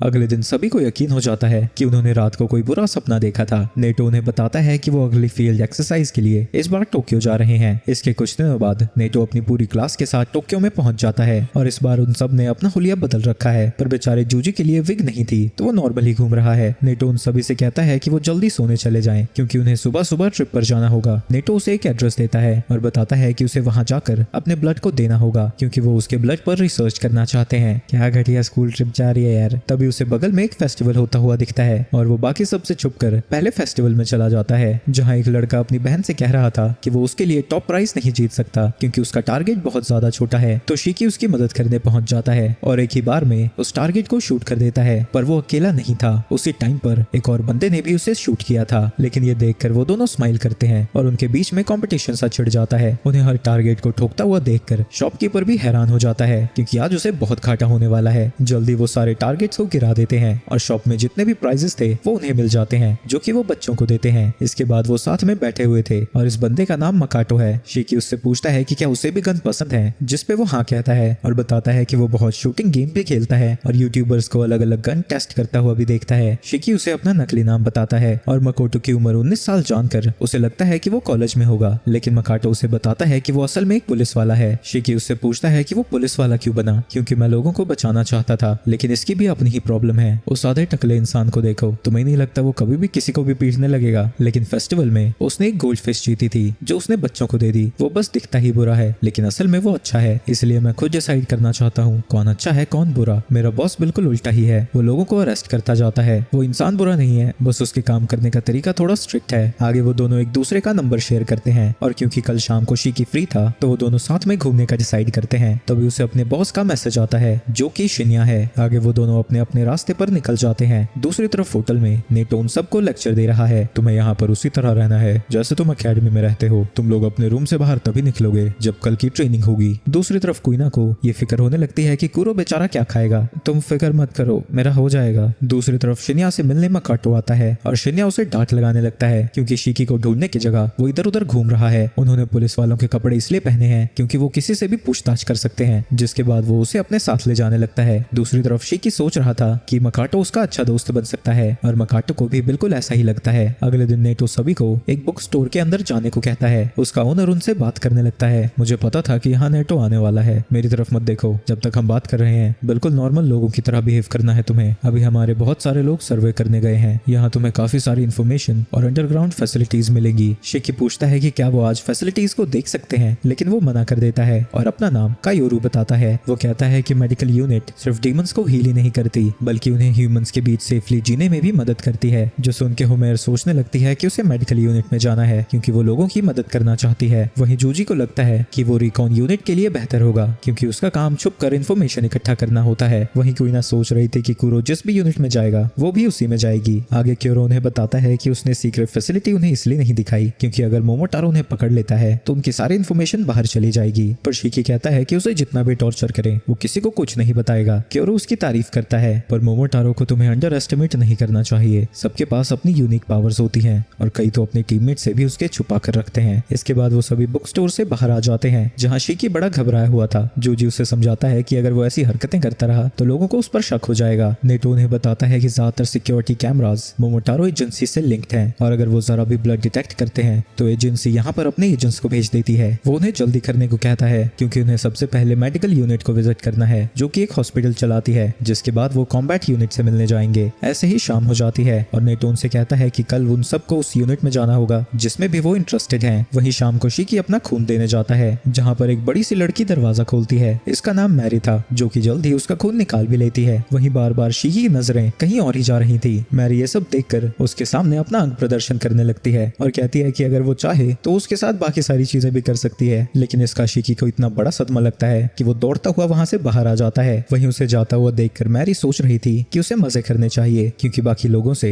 उसकी जिंदगी काफी छोटी होने वाली है। आगे शीकी मकाटो से मिलने जाता है और वो बेचारा अभी तक शौक में था। वो एक धमाकेदार मूवी देखने जाते हैं लेकिन असल में उसकी एंडिंग सैड थी जिसकी वजह से शीकी दुखी हो जाता है क्योंकि उसमें बचपन के दोस्त एक युद्ध में आमने सामने खड़े थे। मकाटो उससे पूछता है कि अगर वो दोनों युद्ध में आमने सामने होंगे तो क्या वो उसे मारेगा। मैं कोशिश करूंगा कि किसी की जान न जाए और सीधा टॉप लेवल के लोगों को ठोकूंगा जिन्होंने इस वॉर को शुरू किया होगा। तभी मकाटो को शिन्या का मैसेज आता है और वो शीकी से माफी मांगकर वहां से चला जाता है। तभी नेटो शीकी को कॉल करता है और उससे कहता है कि वो जल्दी से होटल वापस आए क्योंकि पास में ही एक एक्सीडेंट हुआ है। इससे कुछ समय पहले जब नेटो और बाकी सभी स्टूडेंट्स होटल जा रहे थे, दो बच्चे सड़क को क्रॉस कर रहे थे जहाँ पर एक ट्रक से उनका एक्सीडेंट होने वाला था क्योंकि ड्राइवर सो रखा है जिन उनकी मदद करने के लिए अपनी पावर्स का यूज करता है जिससे ट्रक साइड में गिर जाता है। लेकिन इसके बावजूद भी बड़ी बहन घायल हो जाती है। तभी नेटो जिन को बताता है कि पास के ही सिक्योरिटी कैमरा ने ये सब देख लिया है और मोमोटारो एजेंसी वाले जल्दी यहाँ पर पहुंचने वाले होंगे। नेटो सभी स्टूडेंट से अपने हुलिये को चेंज करने को कहता है ताकि वो कहीं और जाकर छुप सकें। क्योरू नेटो को फोन करता है और बताता है कि सपोर्ट यूनिट उन्हें सेफ लोकेशन पर ले जाएगी और वो शीकी के पास भी बंदे भेज देगा। दूसरी तरफ वो वीडियो शिन्या और मकाटो तक भी पहुंच जाती है। शिन्या कहता है कि वो उसे पकड़कर इन्फॉर्मेशन निकालेंगे और काम खत्म होने के बाद उसे मार देंगे, पर मकाटो इसके खिलाफ था। उसे लगता है कि उसने बच्चे की जान बचाने के लिए अपनी पावर्स यूज की तो उन्हें उसे नहीं मारना चाहिए। ये सुन के शिन्या को गुस्सा आ जाता है लेकिन वो उससे कुछ नहीं कहता क्योंकि शीकी को मारने के लिए उसे उसकी पावर्स की जरूरत पड़ेगी। दूसरी तरफ क्योरू स्टूडेंट्स को एक अंडरग्राउंड फैसिलिटी में लेकर आया है जहाँ वो इन्फॉर्मेशन स्टोर करते हैं और यहीं पर रिकॉन यूनिट की मीटिंग भी होती है और वो बुक स्टोर बस लोगों का ध्यान भटकाने के लिए है जो कि उनकी इन्फॉर्मेशन इकट्ठा करने में भी मदद करती है ताकि अगर कुछ भी गड़बड़ हो तो मोमोटारो का ध्यान उन डिकॉय यूनिट पर जाए ना कि उनकी असली फैसिलिटी पर। तभी वहाँ पर शीकी आता है और जब उसे पता लगता है कि जिनने दो बच्चों को बचाया था वो उसकी तारीफ करने लगता है और उसे समझ नहीं आता कि सारी इतनी टेंशन में क्यों है। इकारी उससे कहता है कि वो गधा तो है पर कम से कम जो उसके मन में आया वो बोल तो रहा है। नेटो जिन को समझाता है कि जो उसने किया वो गलत नहीं था, पर इससे बाकी लोगों की जिंदगी भी खतरे में आई है, तो वो सही भी नहीं था। उसे अपनी फिजिकल एबिलिटीज पर काम करना चाहिए ताकि अगली बार वो बिना अपनी ब्लड का यूज करके लोगों को बचाए। दूसरी तरफ शिन्या एक पार्टी की जगह पर जाता है जहाँ का बॉस उसका शुक्रिया अदा करता है क्योंकि ये सब कुछ वो उसी की वजह से कर पा रहा है। लेकिन तभी शिन्या उसके सर के ऊपर पानी गिरा देता है। मेरे पास इन सब का समय नहीं है, ये देखो तुम्हें इस लड़के को ढूंढना है। वो बंदा कहता है कि काम हो जाएगा। इसके बाद वो जिन को ढूंढने वहाँ से निकल जाते हैं और उसका एक पंटर उससे पूछता है कि आखिर शिन्या है कौन। उसके बारे में मैं ज्यादा कुछ नहीं जानता, लेकिन उसी की वजह से मेरी टीम इतनी बड़ी हो पाई है, पर ऐसा लगता है जैसे वो सबके आर पार देख सकता हो। आगे हमें पता चलता है कि शिन्या जिसे भी अपने बैक्टीरिया से इन्फेक्ट करता है वो उसकी आंखों से देख सकता है। एक बार में वो 36 लोगों को इन्फेक्ट कर सकता है, लेकिन एक आदमी पर इसका असर सिर्फ 24 घंटों तक रहता है। तभी उसे एक बंदे की आंखों से कुछ दिखता है और वो उसे कांटेक्ट करके राइट में मुड़ने को कहता है। वहीं शिन्या को ये बात काफी अजीब लगती है। जब उसे पता है कि मोमोटारो उसे ढूंढ रहे हैं तो वो फिर से उस लोकेशन पर क्यों पहुंचेगा। आगे वो एक और पंटर को कॉल करता है और उसे अपने बगल वाले हॉस्पिटल में जाने को कहता है। पर सर मैं अभी अभी जेल से बाहर आया हूँ, देखा मैंने अपने बॉस की रखेल के साथ रंगरलियां मना रहे थे। चुपचाप से अंदर जाओ वरना तुम्हारे बॉस को सब कुछ बता दूंगा। वहीं शिन्या सही सोच रहा था। वो मास्क वाला लड़का असल में जिन ही है जो कि हॉस्पिटल में उन लड़कियों की हालत के बारे में पूछने आया है। रिसेप्शनिस्ट उसे बताती है कि वो लड़की ठीक है, बस अपनी बहन को बचाते हुए उसके सर पर थोड़ी चोट लग गई। वहीं ये सब सुनकर जिन अपनी बड़ी बहन को याद करता है, लेकिन जैसे ही वो हॉस्पिटल से बाहर निकलता है वो गुंडे उसे घेर लेते हैं। उन पंटरों का बॉस उसी लड़की की फोटो दिखाता है और कहता है कि अगर वो उनके साथ नहीं चला तो उसके साथ अच्छा नहीं होगा। तो जिन उनके साथ चला जाता है जहाँ पर शिन्या ने उसे एक चेयर से बांध रखा है और पहचान जाता है कि क्योटो में वो शीकी के साथ था। अगर तुम यहाँ पर हो यानी नेटो भी होगा, और अगर नेटो है तो शीकी भी जरूर यहीं होगा। बताओ मुझे शीकी कहाँ पर है। लेकिन जिन उसे कोई जवाब नहीं देता और शिन्या वहाँ से बाहर आ जाता है। अगर नेटो और शीकी दोनों यहाँ पर हैं तो अकेला मकोटो के साथ मैं कुछ नहीं कर सकता। दूसरी तरफ उस फैसिलिटी में नेटो को जिन का नोट मिलता है जिस पर वो उनसे माफी मांग रहा था। दूसरी तरफ मोमोटारो एजेंसी में काफी सारे एजेंट्स इकट्ठा हुए हैं। उनमें से एक सुकायोमी है जो कि 20वीं स्क्वाड का कैप्टन है और साथ में ओसाका जो कि उसका वाइस कैप्टन है। सुकायोमी एस्ट्रोलॉजी में बहुत मानता है और वो ओसाका से कहता है कि उसकी किस्मत इस महीने बहुत बुरी होने वाली है, तो शायद आज वो टपक जाए। तभी वहाँ पर शिन्या आता है और बताता है कि शीकी तक पहुँचने का उसके पास एक तरीका है। शिन्या उनसे कहता है कि वो शीकी को मार डालेंगे, लेकिन उसके लिए उन दोनों को नेटो को संभालना होगा। ये सुन के ओसाकू को गुस्सा आ जाता है और वो उनसे पूछता है कि वो भला उसकी मदद क्यों करेंगे। ये हमारा इलाका है, हम यहाँ तुम्हें अपने पॉइंट्स क्यों बढ़ाने दें। सुकायोमी उसे शांत रहने के लिए कहता है। तुम्हें भला हमारी मदद क्यों चाहिए, तुम किशन के बच्चे से भी लड़ रहे हो, तब भी तुम्हारे पास मकाटो है, वो तो अकेला ही उसे संभाल सकता है। तभी शिन्या कहता है कि वो उनकी मदद फ्री में नहीं चाहता, उन्हें भी नेटो से लड़ने का मौका मिलेगा। जो सुन के ओसाकू फाइट करने के लिए तैयार हो जाता है। वहीं वो स्टूडेंट्स अभी तक यहीं पर हैं क्योंकि जिन वापस आया ही नहीं है, तो वो लोग सोचने लगते हैं कि उन्हें कॉम्बैट यूनिट की मदद लेनी होगी। लेकिन तभी वहाँ पर मासूमी आता है जो कि कॉम्बैट यूनिट का कैप्टन था। जिन अपनी मर्जी से गया है, मैं अपने सोल्जर्स को उसके पीछे नहीं भेजने वाला। आगे वो उन्हें बताता है कि सर्वर रिपोर्ट के हिसाब से जिनको कुछ आम लोगों ने किडनैप किया है, लेकिन इसके पीछे जरूर मोमोटारो एजेंसी का हाथ है। लेकिन जो मोमोटारो एजेंसी यहाँ पर होती है वो आम लोगों को इन सब चीजों में इन्वॉल्व नहीं करती, तो जरूर यहाँ पर किसी और यूनिट को भेजा गया है। यानी वो नहीं जानते कि यहाँ पर कितने सारे मोमोटारो के एजेंट्स हैं। अगर वो ऐसे ही बाहर जाते हैं तो उनके बेस पर भी अटैक हो सकता है और बैटलफील्ड में मोमोटारो की तादाद उनसे ज्यादा हो सकती है। आगे मासूमी कहता है कि उनकी हालत उतनी भी बुरी नहीं है क्योंकि उनके पास नेटो है जो कि पहले टोक्यो ब्रांच का एलीट सोल्जर था जिसने एक ही रात में लगभग 100 मोमोटारो एजेंट्स को मार गिराया था। जिसके बाद वो उन्हें वो लोकेशन बताता है जहाँ पर जिनको उन लोगों ने पकड़ कर रखा है। तो जूजी कहता है कि वो रिकॉन यूनिट की मदद करेगा क्योंकि उसकी एबिलिटी कॉम्बैट के लिए अच्छी नहीं है। ये सुन के मासूमी उसका कॉलर पकड़ लेता है। तुम रिकॉन यूनिट को सिर्फ इसलिए ज्वाइन करना चाहते हो क्योंकि तुम नहीं लड़ सकते। बैटलफील्ड में सबसे पहले रिकॉन यूनिट जाती है और हर बार कॉम्बैट यूनिट समय पर नहीं पहुंचती। ऐसे में रिकॉन यूनिट के लोग पकड़े जाते हैं जहां पर उन्हें इन्फॉर्मेशन के लिए टॉर्चर किया जाता है, लेकिन फिर भी वो उन्हें कुछ नहीं बताते और मरना चूज करते हैं। तुम्हें अभी भी ये काम आसान लग रहा है। जूजी उसे समझाता है कि वो ऐसा नहीं कहना चाहता था और उसे मौत से डर नहीं लगता। बाकी सब भी कहते हैं कि वो मरने को तैयार नहीं है, लेकिन वो मरने से डरते भी नहीं। आगे नेटो उन्हें अलग अलग टीम्स में बांट देता है। जूजी और होमेर रिकॉन यूनिट होंगे, बाकी के स्टूडेंट्स कॉम्बैट यूनिट को ज्वाइन करेंगे। इसके बाद वो सभी अपनी यूनिफॉर्म पहन लेते हैं। दूसरी तरफ मकाडो को समझ नहीं आ रहा था कि ओसाकू नेटो से लड़ने के लिए इतना एक्साइटेड क्यों है। तो शिन्या उसे बताता है कि कुछ साल पहले नेटो ने अकेले ही 100 मोमोटारो एजेंट्स को मार डाला था। आगे शिन्या उन्हें बताता है कि नेटो उस लोकेशन पर पहुंच चुका है। सुकियोमी पूछता है कि क्या वो अपने भविष्य पढ़ना चाहेगा, लेकिन शिन्या मना कर देता है। पर मिकाडो उसे तुरंत ही अपना डेट ऑफ बर्थ और ब्लड टाइप बता देता है। सुकियोमी पढ़ता है कि वो एक स्पेशल इंसान से मिलने वाला है, लेकिन एक भी गलत कदम उनके रिलेशनशिप को तोड़ सकती है। दूसरी तरफ शिन्या उस गुंडे को कॉल लगाता है और उसे वहां से कहीं छुपने को भेज देता है। जल्द ही शीकी बाकी सबके साथ उस क्लब तक पहुंच जाता है जहां जूजी अपनी पावर्स का यूज करने लगता है, लेकिन वो ढंग से लोगों का पता नहीं लगा पाता। मासूमी कहता है कि उसकी पावर्स की दो कमियां हैं। पहला, वो उसे यूज करते हुए हिल नहीं सकता, और दूसरा, काफी सारे फ्लोर्स की बिल्डिंग में वो ढंग से लोगों को डिटेक्ट नहीं कर पाता। तो क्योरू उसे अपनी पावर्स दिखाता है। वो शीशे में थोड़े खून को डालकर उसे हिलाकर सुनता है, जिसकी आवाज से उसे पता लग जाता है कि उस बिल्डिंग में कितने लोग हैं, वो कहाँ पर हैं, और साथ ही उसे बिल्डिंग के स्ट्रक्चर का भी पता लग जाता है। क्योरू कहता है कि कोई भी उसकी एकोलोकेशन सेंस का यूज कर सकता है। तो सबसे पहले शीकी उसे ट्राई करने जाता है, लेकिन इसकी वजह से उसे उल्टियां होने लगती हैं क्योंकि उसका दिमाग इतनी इन्फॉर्मेशन को हैंडल नहीं कर पाता। जूजी को लगता है कि वो तो इसे हैंडल कर ही लेगा, लेकिन उसे भी उल्टी होने लगती है। क्योरू बताता है कि जिन बेसमेंट में है और बिल्डिंग में एक भी मोमोटारो एजेंट नहीं है। तो मासूमी तहकीकात करने के लिए अपनी पावर्स का यूज करता है, जो कि उसे इनविजिबल बना देती है। वहीं दूसरी तरफ जूजी दुखी हो रखा था, तो नेटो उसे समझाता है कि प्रैक्टिस के साथ वो बेहतर हो सकता है। जब मासूमी ने पहली बार अपनी पावर्स को अवेकन किया था, वो सिर्फ 30 सेकंड्स तक ही इनविजिबल रह पाता था,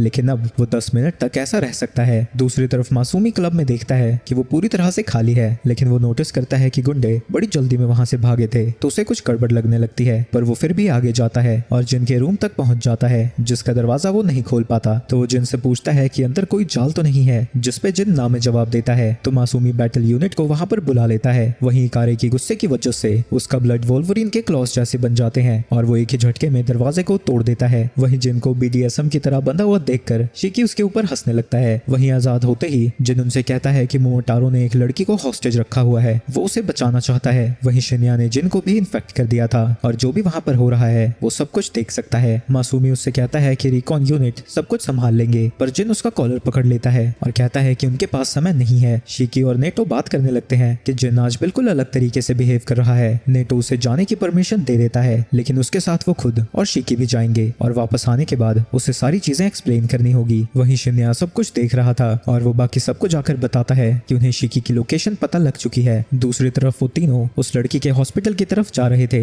लेकिन तभी नेटो कुछ नोटिस करता है और वो वहीं पर रुककर उन दोनों से कहता है कि वो आगे चले जाएं। उसकी बात मानकर वो दोनों हॉस्पिटल की तरफ जाने लगते हैं, लेकिन वहां पहुंचने पर वो दोनों देखते हैं कि वो हॉस्पिटल चल रहा है और ये आगे इस बंदे ने लगाई है जिसे कि शिन्या ब्लैकमेल कर रहा था। जिन हॉस्पिटल के अंदर जाने लगता है तो शीकी भी उसके पीछे चला जाता है। अंदर जिन को काफी मुश्किल हो रही थी, लेकिन शीकी पर कोई असर नहीं होता। तो उसे लगता है कि शायद ये फायर एबिलिटीज की वजह से है, जो कि पिछली बार उसने अवेकन की थी। वो जिन को रोकता है और कहता है कि उसके पास एक आइडिया है, जिसके बाद हम उसे एक बूढ़ी औरत को बिल्डिंग से बाहर ले जाता हुआ देखते हैं और उसे बाहर छोड़ने के बाद वो फिर से अंदर चला जाता है। दूसरी तरफ शिन्या देखता है कि शीकी और जिन डीमंस होते हुए भी इंसानों को बचा रहे हैं। दूसरी तरफ शीकी उससे पूछता है कि बिल्डिंग में कितने लोग हैं, लेकिन जिन के सर में दर्द हो रहा था क्योंकि शीकी ने उसे क्योरू की ब्लड की बोतल दे रखी है, जिसका यूज करते हुए उसकी हालत तो खराब हो रही है, लेकिन उसी की मदद से शीकी लोगों को बचा पा रहा है। सबको बचाने के बाद शीकी उस बच्ची की लोकेशन पूछता है तो जिन कहता है कि वो 3rd फ्लोर पर है। वहीं क्योरू की पावर्स का यूज करने की वजह से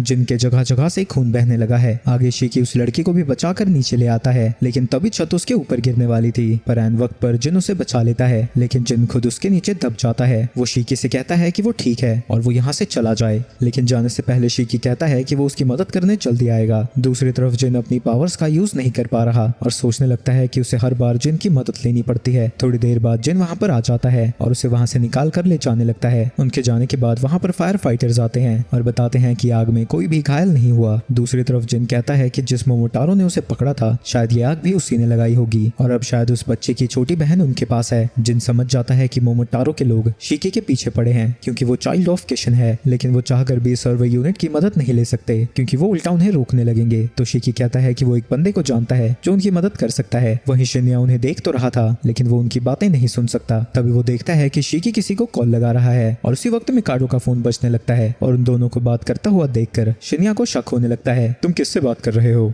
ये मेरा नया दोस्त है नात्सु। अच्छा लाओ मुझे, मैं भी उसे हाय हेलो बोल दूं। क्या तुम अभी बाहर हो? और क्या जहाँ तुम हो वहाँ बारिश हो रही है? बारिश नहीं, यहाँ पर तो ऐसा कुछ भी नहीं है। ये सुन के शिन्या समझ जाता है कि मिकाडो शीकी से ही बात कर रहा था। दूसरी तरफ नेटो के पास ओसाकू आता है और बताता है कि वो 20वीं यूनिट का वाइस कैप्टन है। नेटो देखता है कि वो यहाँ पर अकेला आया है और क्योंकि आसपास कोई कैमरा भी नहीं था तो वो भी उससे लड़ने के लिए तैयार हो जाता है, जिसके बाद नेटो उसके ऊपर अटैक करने लगता है, लेकिन ओसाकू उसके सभी अटैक्स को ब्लॉक कर रहा था या फिर उसे वो डॉज कर लेता है। जिसके बाद अटैक करने की बारी ओसाकू की आती है, लेकिन नेटो भी उसके सभी अटैक्स को डॉज कर लेता है और उसके पंच को ब्लॉक करता हुआ नेटो को पीछे जाना पड़ता है। ओसाकू समझ जाता है कि वो उसे टेस्ट कर रहा था, जिसके बाद वो अपने वेपन को बनाने लगता है, जो देखकर नेटो भी अपने वेपन को बना लेता है। ओसाकू उसकी तरफ बढ़ने लगता है और नेटो अपने स्पेशल मूव का यूज करके उसके ऊपर अटैक करने लगता है, लेकिन ओसाकू सिकल को घुमाता हुआ उसके सभी अटैक्स को ब्लॉक कर देता है और एक सिकल को फेंक कर नेटो के ऊपर अटैक करता है, लेकिन नेटो उसे भी डॉज कर लेता है। ओसाकू कहता है कि एडवांटेज उसके पास है क्योंकि वो अपने वेपन को 300 मीटर तक भेज सकता है और अगर वो पास भी आता है तो वो अपने दूसरे सिकल का यूज कर सकता है। और वो नेटो से पूछता है कि वो दूर मरना चाहेगा या फिर पास। मैं मरूंगा तो बुढ़ापे की वजह से, तुम्हारे जैसे चुचुंदर मेरा कुछ नहीं बिगाड़ सकते। ये सुन के ओसाकू को गुस्सा आ जाता है और वो अपने एक सिकल को उसकी तरफ फेंकता है, लेकिन नेटो उसे अपने हाथों से पकड़कर वापस ओसाकू की तरफ फेंक देता है। लेकिन एन वक्त पर ओसाकू अपनी एबिलिटी को डिसेबल कर देता है जिससे वो वेपन वापस से बैक्टीरिया में बदल जाता है। लेकिन तभी नेटो उसके सामने आकर उसके मुंह पर जोर की किक लैंड करता है और उसे रिकवर करने का भी मौका नहीं देता और फिर से उन्हीं एरो से उसके ऊपर अटैक करने लगता है। और जब ओसाकू अपने वेपन को घुमाकर उसके अटैक से बच रहा था तभी नेटो अपना छाता उसके पेट पर दे मारता है। मैं तुम्हारे ऊपर यही अटैक बार बार करने वाला हूँ, तो देखते हैं तुम क्या करते हो। लेकिन ओसाकू जानता है कि इस अटैक का यूज करने में उसका बहुत ज्यादा ब्लड यूज होगा। दूसरी तरफ सुकायोमी ओसाकू का भविष्य पढ़ता है और उसे लगता है कि शायद आज वो मर ही जाएगा, तो मिकाडो कहता है कि उन्हें उसकी मदद करने जाना चाहिए, लेकिन सुकायोमी मना कर देता है क्योंकि उसे यकीन है कि ओसाकू अकेला सब कुछ संभाल लेगा। और हमें पता चलता है कि ओसाकू के लिए हार जीत मैटर नहीं करती, उसे तो बस लड़ने में मजा आता है। वो नेटो के ऊपर अटैक करने जाता है लेकिन नेटो लात मार कर उसे दूर कर देता है, जिसके बाद ओसाकू एक बड़े से सिकल को बनाकर नेटो के ऊपर अटैक करता है, लेकिन इसे भी वो आसानी से डॉज कर लेता है। ये देखकर ओसाकू को लगता है कि उसे नेटो की कमजोरी पता लग चुकी है क्योंकि वो सिर्फ ऊपर से ही अटैक कर सकता है। लेकिन तभी जो उसके आसपास खून था नेटो उससे 2 ड्रैगन्स बना देता है और उनसे ओसाकू के ऊपर अटैक कर देता है। ओसाकू समझ जाता है कि ये सब कुछ नेटो की चाल थी। वो जानबूझकर एक ही तरह से पहले अटैक कर रहा था और वहां पर उसने खून छोड़ा था ताकि वो बाद में उसका यूज कर सके। नेटो उसके पास जाकर उससे सवाल पूछने लगता है, लेकिन तभी नेटो के ऊपर अटैक हो जाता है जिसे कि वो डॉज कर लेता है और हम देखते हैं कि इस अटैक को सुकुयोमी ने किया था। फिक्र मत करो, मैं तुमसे लड़ने नहीं आया, बस इसे वापस ले जाने आया हूँ। लेकिन नेटो उससे लड़ना चाहता था पर सुकुयोमी कहता है कि जल्द ही यहाँ पर जॉगर्स आने वाले हैं, तो क्या वो उनकी लड़ाई में उन्हें भी घसीटना चाहेगा। आगे सुकुयोमी ओसाकू को लेकर जा रहा था जहाँ वो कहता है कि नेटो से लड़कर उसे बहुत मजा आया। दूसरी तरफ शिकी की कॉल कट जाती है और वो जिन को बताता है कि पुलिस ऑफिसर्स उस लड़की को सेफ रखेंगे। क्यों बे जिन, देख रहा है कितना कमाल का हूँ मैं। थैंक यू बोल थैंक यू। मैं तो इस बात से हैरान हूँ तुम्हारे जैसा लफंडर दिखने वाला आदमी पुलिस का दोस्त कैसे बन गया। ये सुन के शिकी गुस्सा होने लगता है, लेकिन तभी जिन अपनी बैक स्टोरी उसे बताता है। उसकी भी एक बड़ी बहन थी लेकिन उसके बाप ने उसे जान से मार दिया। उसका फादर एक मोमोटारो था जिसने एजेंसी को अपनी फैमिली से ऊपर रखा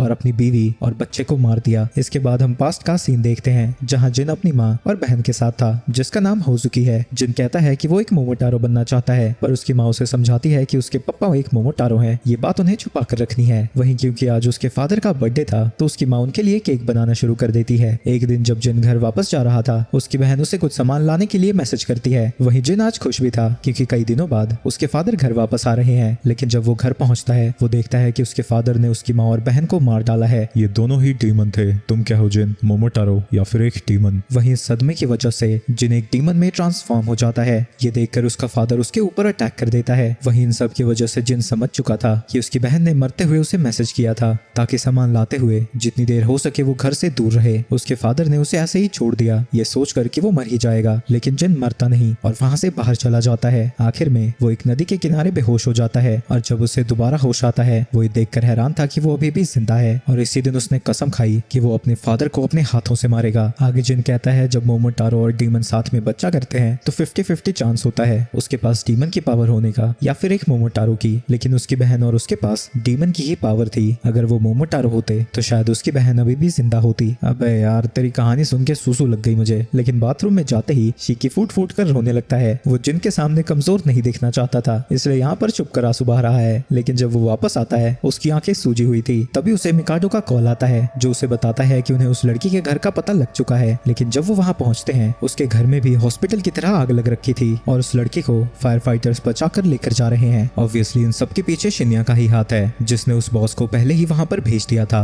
इस घर में बच्चे हैं, मैं इसे कैसे जला सकता हूँ? अगर मैं जैसा कह रहा हूँ तुमने नहीं किया तो तुम जानते हो मैं क्या कर सकता हूँ। इसके बाद हम पास्ट का सीन देखते हैं जब मिकाडो शिन्या को बताता है कि शिकी उसे एक लड़की को ढूंढने को कह रहा है क्योंकि उसने उससे झूठ कहा था कि वो पुलिस वाला है, जिस पे शिन्या कहता है कि वो सब कुछ संभाल लेगा। इसके बाद हम जिन को देखते हैं जो कि डीमंस के बेस पर था। मासूमी कहता है कि वो समझ चुका है कि यहाँ पर क्या हो रहा है, लेकिन इसे कंफर्म करने के लिए उसे उसका फिजिकल टेस्ट लेना होगा। जिसके बाद मासूमी उन सबको बताता है कि शायद मोमोटारो ने उन सबके ऊपर नजर रखी है, लेकिन ये किसकी पावर है और वो कैसे कर रहे हैं ये वो नहीं जानते। तो नेटो कहता है कि उन्हें उन गुंडों को पकड़ना चाहिए जिनसे मोमोटारो अपना काम करवा रहे हैं। आगे मासूमी उन सबको वहाँ से निकलने को कहता है क्योंकि ये जगह अब सेफ नहीं बची। वहीं सभी स्टूडेंट्स की हालत खराब हो रखी थी तो मासूमी उन्हें समझाता है, तुम अगर किसी भी जगह फंसते हो, तुम्हारा सबसे पहले काम तुम्हारे दिमाग को शांत रखना होना चाहिए। तुम भले ही किसी भी यूनिट में हो, बिना शांत दिमाग के तुम किसी काम के नहीं। आगे मासूमी नेटो और क्योरू को अपने साथ मीटिंग के लिए बुलाता है। दूसरी तरफ इतना पिटने के बाद भी ओसाकू अब पूरी तरह से ठीक लग रहा है। वहीं शिनिया मिकाडो को बताता है कि जिस जगह को उसके दोस्त ने ढूंढने के लिए कहा था वो चल चुकी है। पहले हॉस्पिटल जला था और अब ये। क्या तुम्हें यकीन है कि तुम्हारा दोस्त नात्सु एक अच्छा इंसान है? दूसरी तरफ सारे डीमंस सारे इंपॉर्टेंट सामान को वहाँ से निकालने में लगे हुए हैं। वहीं जिन को आंख और कान बंद करके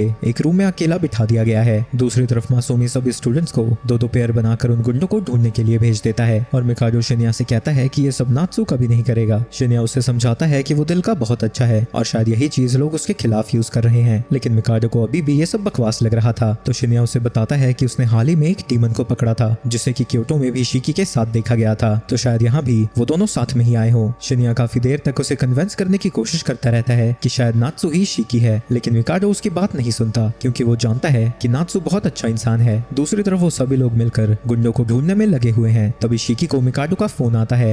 हेलो शिकी, मुझे तुमसे कुछ इंपॉर्टेंट बात करनी है। मैं अभी थोड़ा काम में बिजी हूँ, मैं तुम्हें बाद में फोन करूँ? काफी बिजी लग रहे हो तुम, कहाँ पर हो? कहीं बाहर हो क्या? लेकिन शिकी उसे कोई जवाब नहीं देता और फोन काट देता है, जिसकी वजह से मिकाडो के मन में भी थोड़ा बहुत शक होने लगता है। दूसरी तरफ शिकी कहता है कि ये सब खत्म होने के बाद वो मिकाडो से खुद मिलने जाएगा। दूसरी तरफ शिनिया उसे कन्विंस करने में लगा हुआ है कि नात्सु ही शिकी है, जो सुनकर मिकाडो कहता है कि अगर ऐसा हुआ तो वो अपने हाथों से उसे मार डालेगा। वो शिनिया उससे उन गुंडों की लोकेशन पूछता है ताकि वो खुद जाकर देख सके कि उसका दोस्त वहाँ पर क्या कर रहा है। तभी सुकुयोमी को मैसेज मिलता है कि डीमन शहर में कुछ कर रहे हैं और वो अपनी यूनिट के साथ उस लोकेशन पर जाने लगता है। उसके जाने के बाद शिनिया मिकाडो से कहता है, डीमंस और तुम्हारा दोस्त एक साथ ही बाहर घूम रहे हैं, तुम्हें क्या अभी भी एक इत्तेफाक ही लगता है? मुझे अभी भी यकीन है ये सिर्फ एक इत्तेफाक ही है और कुछ भी नहीं। आगे शिनिया उन गुंडों की लोकेशन मिकाडो को भेज देता है, जो कि उसे शिकी को फॉरवर्ड कर देता है ताकि वो खुद वहाँ पर जाकर देख सके कि नात्सु क्या करता है। लेकिन शिनिया का असल में एक और प्लान है जिससे उसका नात्सु पर भरोसा और ज्यादा कम हो जाएगा। दूसरी तरफ उन गुंडों की बॉस की हालत खराब हो रखी है क्योंकि शिनिया ने उसे अपने सभी बंदों को मारने का ऑर्डर दिया है, जिसके बदले शिनिया उसे बहुत सारे पैसे और देश से बाहर जाने का भी इंतजाम कर देगा। तो वो उस पूरी बिल्डिंग को आग लगाकर वहाँ से चला जाता है, जिसके बाद वहाँ पर शिकी और होमेर पहुँचते हैं और शिकी देखता है कि उस जगह पर भी आग लगी हुई थी और सभी लोग जलकर मर चुके हैं। तभी वहाँ पर मिकाडो पहुँचता है, जिसे देखकर शिकी हैरान हो जाता है। तुम यहाँ पर क्या कर रहे हो? मैंने तुम पर भरोसा किया था, मुझे लगा तुम मेरे दोस्त हो, पर तुम्हारा असली नाम तो नात्सु भी नहीं है। जिसके बाद वो उसे बताता है कि वो मोमोटारो एजेंसी से है और एक यूनिट का वाइस कैप्टन है। शिकी ये सब देखकर हैरान हो जाता है। माफ करना, मैंने झूठ बोला था कि मैं एक पुलिस वाला हूँ, लेकिन तुम्हारा झूठ उससे बहुत बुरा था। मिकाडो को लग रहा था कि शिकी ने ही इन सब लोगों को जलाया है और यहाँ तक कि छोटी बच्चियों को भी जलाने की कोशिश की। शिकी उसे बताने की कोशिश करता है कि ये सब उसने नहीं किया है, लेकिन मिकाडो उसकी एक नहीं सुनता। तुम्हारी एक बात पर मुझे भरोसा नहीं है, तुमने मेरा इस्तेमाल करके कितने मासूमों को मार दिया। लेकिन तभी शिनिया उसे रोकता है और कहता है कि बाहर बहुत सारे लोग इकट्ठा हो रखे हैं, तो अभी के लिए उन्हें यहाँ से चले जाना चाहिए। मिकाडो उसके साथ जाने लगता है, लेकिन शिकी उसे रोकने की कोशिश करता है क्योंकि उनकी बात अभी भी खत्म नहीं हुई थी। अब बात करने के लिए कुछ भी नहीं बचा है। मैं बस तुमसे एक सवाल पूछूंगा, मैंने तुम्हें हमेशा अपना दोस्त ही समझा, क्या तुम भी ऐसा ही मानते थे या बस मेरा इस्तेमाल कर रहे थे? मैं तुम्हें अभी भी अपना दोस्त ही मानता हूँ। जो सुन के मिकाडो को और बुरा लगता है और वो वहाँ से चला जाता है। आगे वो सभी लोग वापस से बेस में पहुंचे हुए थे, जहाँ मासूमी उन्हें बताता है कि मोमोटारो ने सिक्योरिटी बढ़ा दी है, तो अब उन्हें डिफेंस करने पर फोकस करना होगा। अभी तक वो सिर्फ दो मोमोटारो के बारे में जानते हैं, पहला मिकाडो और उसका कैप्टन शिन्या, और शिन्या ने ही जिन को पकड़ा था। क्योरो बताता है कि वो यहाँ के मोमोटारो नहीं है, वो किसी और एरिया से आए हैं और वो ये सब कुछ शिकी को पकड़ने के लिए कर रहे हैं। मासूमी को लगता है कि जिन के जरिए उसे उनके बेस का भी पता लग चुका होगा। बाकी के डीमंस यहाँ से जा चुके हैं और वो उन सबको भी यहाँ से निकलने के लिए कहता है। आगे मासूमी शिकी के पास जाता है। तुम कहीं मोमोटारो के लिए जासूसी तो नहीं कर रहे? ये सुन के शिकी भड़क जाता है। तुम भी जानते हो कि ऐसा कुछ भी नहीं है, मैं बस इस बात से दुखी हूँ कि मेरा दोस्त मुझे गलत समझ रहा है। मैं उससे लड़ना नहीं चाहता, मुझे उससे बात करनी है। नेटो उससे कहता है कि डीमंस और मोमोटारो हजारों सालों से आपस में लड़ते ही जा रहे हैं। अगर ऐसा ही चलता रहा तो या तो मोमोटारो खत्म हो जाएगी या तो डीमंस। मोमोटारो को लगता है कि वो हमसे सुपीरियर हैं और जो भी वो करते हैं वो हमेशा सही होता है और इसीलिए हम लड़ते हैं ताकि हम उन्हें दिखा सके कि हम भी कमजोर नहीं हैं, और इसीलिए तुम्हें भी लड़ना ही होगा क्योंकि कमजोरों की कोई नहीं सुनता। आगे शिकी कहीं जा रहा था और अभी भी उसके दिमाग में यही चल रहा है कि वो मिकाडो से नहीं लड़ना चाहता। अगर वो उससे बात कर लेगा तो शायद सब कुछ ऐसे ही सॉल्व हो जाए। दूसरी तरफ फुसाकु कह रहा था कि ये सभी डीमंस कीड़े मकोड़ों जैसे हैं, जैसे ही वो लोग उन्हें पकड़ने जाते हैं वो इधर उधर छुप जाते हैं। वही मिकाडो को ऐसे देखकर वो हंसता हुआ कहता है कि लगता है वो दोस्तों की लड़ाई देखने वाले हैं, लेकिन शिन्या उसे चुप कराता है और मिकाडो मिकाडो से कहता है कि वो शांत रहे। वहीं उसकी हरकतें देखकर सुकियोमी समझ जाता है कि इसके पीछे जरूर शिन्या का ही हाथ है। दूसरी तरफ वो बॉस गाड़ी में कहीं भाग रहा था, लेकिन तभी उसे दिखना ही बंद हो जाता है। ये सब कुछ शिन्या की पावर्स हैं और ना दिखने की वजह से उसकी कार का एक्सीडेंट हो जाता है। आगे शिन्या उन सबको बताता है कि उसे डीमंस के नए हाइड आउट का पता लग चुका है और वो कहता है कि सुकियोमी और ओसाकू वहां जाकर सभी डीमंस को खत्म करेंगे, लेकिन वो शिकी को नहीं मारेंगे क्योंकि उसे मिकाडो खत्म करेगा। आगे शिन्या उन सभी को डीमंस के नए बेस तक ले जाता है। उसने अपनी पावर से यहाँ पर सभी को जाता हुआ देखा है और वो जानता है कि जो भी डीमंस यहाँ पर हैं वो बहुत कमजोर हैं। वहीं मिकाडो शिकी से लड़ना चाहता था, तभी सुकियोमी उसे एक कार्ड दिखाता है और कहता है कि अगर वो ऐसा ही रहा तो चीजें उसके लिए अच्छी नहीं जाएंगी। जिसके बाद वो सभी एक एक करके हाइड आउट के अंदर कूद जाते हैं, लेकिन जब वो लोग नीचे उतरते हैं वहाँ पर एक भी डीमन नहीं था। बाकी सभी को लगने लगता है कि शायद उसकी इन्फॉर्मेशन गलत थी, लेकिन शिन्या अपनी पावर्स का यूज करके उन्हें बताता है कि वो इंटरनल्स के और अंदर है और एक रूम में छुपे हुए हैं। लेकिन तब भी शिन्या को अचानक से उसकी पीठ दिखाई देने लगती है और उसे समझ नहीं आता कि यहाँ पर हो क्या रहा है। मासूमी अपनी पावर्स को डीएक्टिवेट करता है और हम देखते हैं कि जो कुछ भी शिन्या ने देखा था वो सब झूठ था, क्योंकि जिन ने VR हेडसेट पहना हुआ था। ये सब देखकर शिन्या इतना ज्यादा हैरान था कि वो जमीन पर गिर जाता है। जिसके बाद फाइट के लिए बाकी सब भी वहाँ पर पहुंच जाते हैं। वहीं शिन्या का पोपट होता हुआ देखकर ओसाकू भी उसके ऊपर हंसने लगता है। जैसे ही उनकी फाइट शुरू होने वाली थी, शिन्या वहाँ से भाग जाता है क्योंकि वो जानता है कि यहाँ पर सबसे कमजोर डीमन भी उसे हरा सकता है। वहीं जिन उसके पीछे भाग रहा था। वहीं शिकी मिकाडो से बात करने की कोशिश करता है, लेकिन मिकाडो उसकी एक भी नहीं सुनता और उसे अपने साथ चलने को कहता है ताकि उनकी फाइट के बीच में कोई भी ना आए। ये देखकर मासूमी भी इनविजिबल होकर उन दोनों के पीछे चला जाता है। तभी ओसाकू नेटो को फिर से फाइट के लिए चैलेंज कर देता है। अरे ओ बैल बुद्धि, पिछली बार तुम मुझ पर एक भी हिट लैंड नहीं कर पाए थे, तुम्हें सच में लगता है इस बार कुछ अलग होगा? लेकिन ओसाकू कहता है कि इस बार वो उसी की टेक्निक से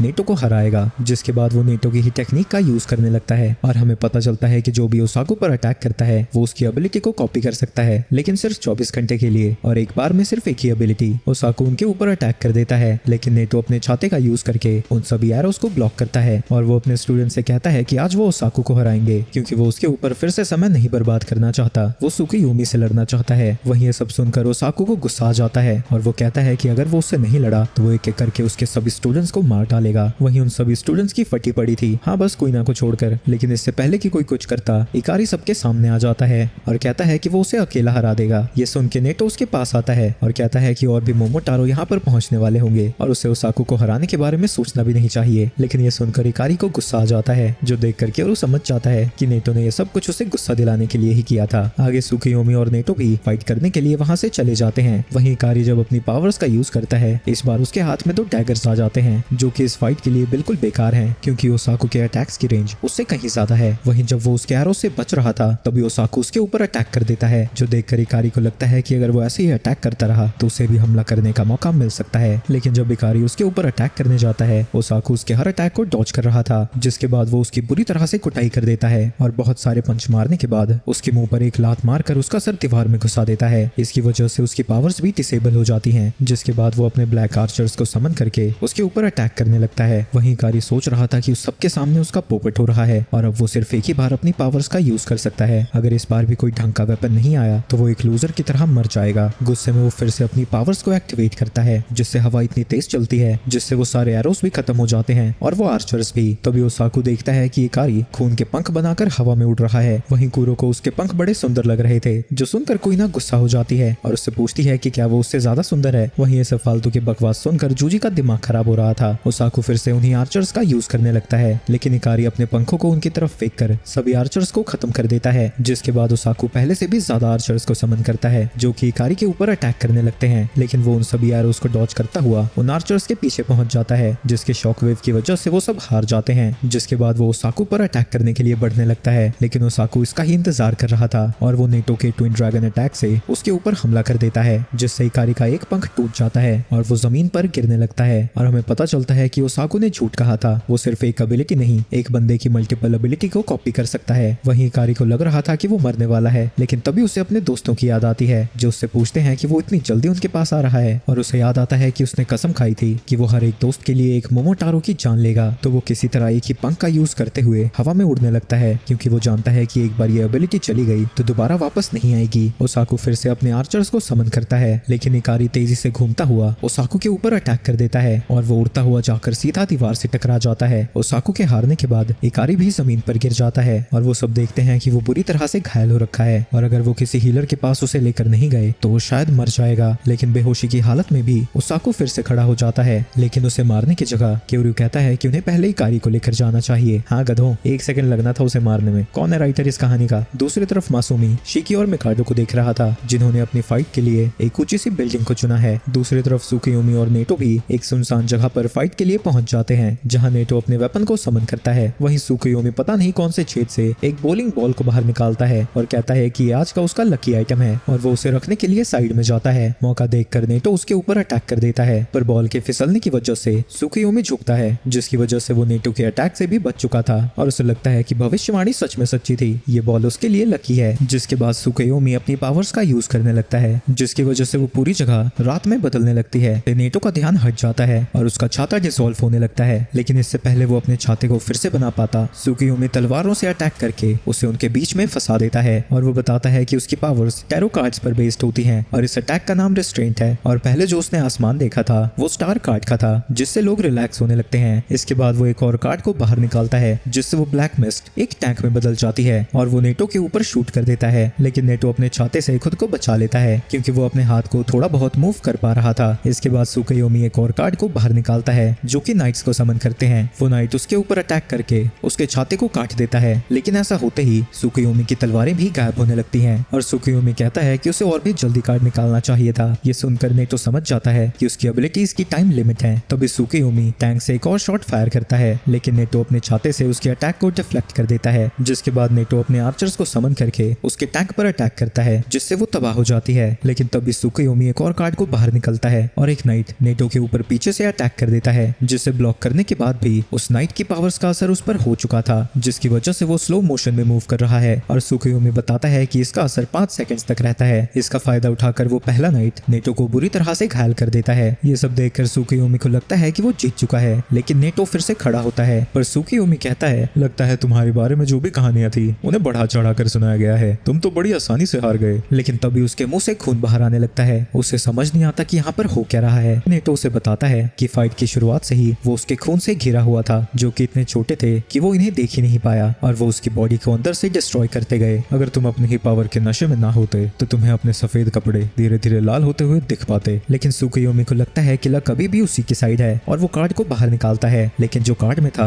उसे देखकर उसकी हालत खराब हो जाती है, क्योंकि उसकी पावर्स की वजह से वहां पर एक घोड़े पर बैठा हुआ नाइट आता है, जो कि नेटो की जगह उसके ऊपर ही अटैक करने लगता है। पर सुकियोमी उसके अटैक को ब्लॉक करके उसे वहां से गायब कर देता है। इसके बाद नेटो अपने आर्चर से सुकियोमी के ऊपर अटैक करने लगता है, पर वो उसके अटैक से बच जाता है। आगे वो बताता है कि टैरो में हर कार्ड या तो सीधा होता है या तो उल्टा। वो खुद भी इस रूल को ब्रेक नहीं कर सकता, इसलिए उसे नाइट से खुद को हिट करवाना पड़ा ताकि वो उसे डिसेबल कर सके। जिसके बाद वो एक और कार्ड को बाहर निकालता है और ये भी उल्टा ही था, जिसकी वजह से वो दीवार नेटो के अटैक्स को ब्लॉक नहीं कर पाती। उस अटैक की वजह से सुकियोमी हार जाता है और उसके सारे कार्ड जमीन पर फैले हुए थे। लेकिन मरने से पहले वो एक और कार्ड को उठाता है, जिसकी वजह से उसके शरीर से नीले कलर की आग निकलने लगती है। और जो कार्ड उसके हाथ में आया था उसका नाम द डेविल है, वो भी उल्टा। और इस केस में उल्टा कार्ड होना उसके लिए बहुत फायदेमंद है, क्योंकि उल्टे डेविल का मतलब सभी दुख तकलीफों से छुटकारा होता है और उसे लगता है कि अब वो हार नहीं सकता। जिसके बाद वो एक और कार्ड को बाहर निकालता है और एक यूनिकॉर्न बीस्ट बाहर आकर नेटो के ऊपर अटैक करने लगता है। लेकिन नेटो उसके हर अटैक को डॉज कर रहा था। वो अपने आर्चर से उसके ऊपर एरो शूट करवाता है, लेकिन वो उसका कुछ भी नहीं बिगाड़ पाते और नेटो को वहां से भागना पड़ता है। लेकिन वो ज्यादा देर तक भाग नहीं पाता और वो बीस्ट उसके ऊपर अटैक कर देता है, जिससे नेटो का छाता टूट जाता है। सुकियोमी को लगता है कि वो जीत चुका है, लेकिन नेटो ने उस बॉलिंग बॉल का यूज करके उसके अटैक को ब्लॉक कर दिया था।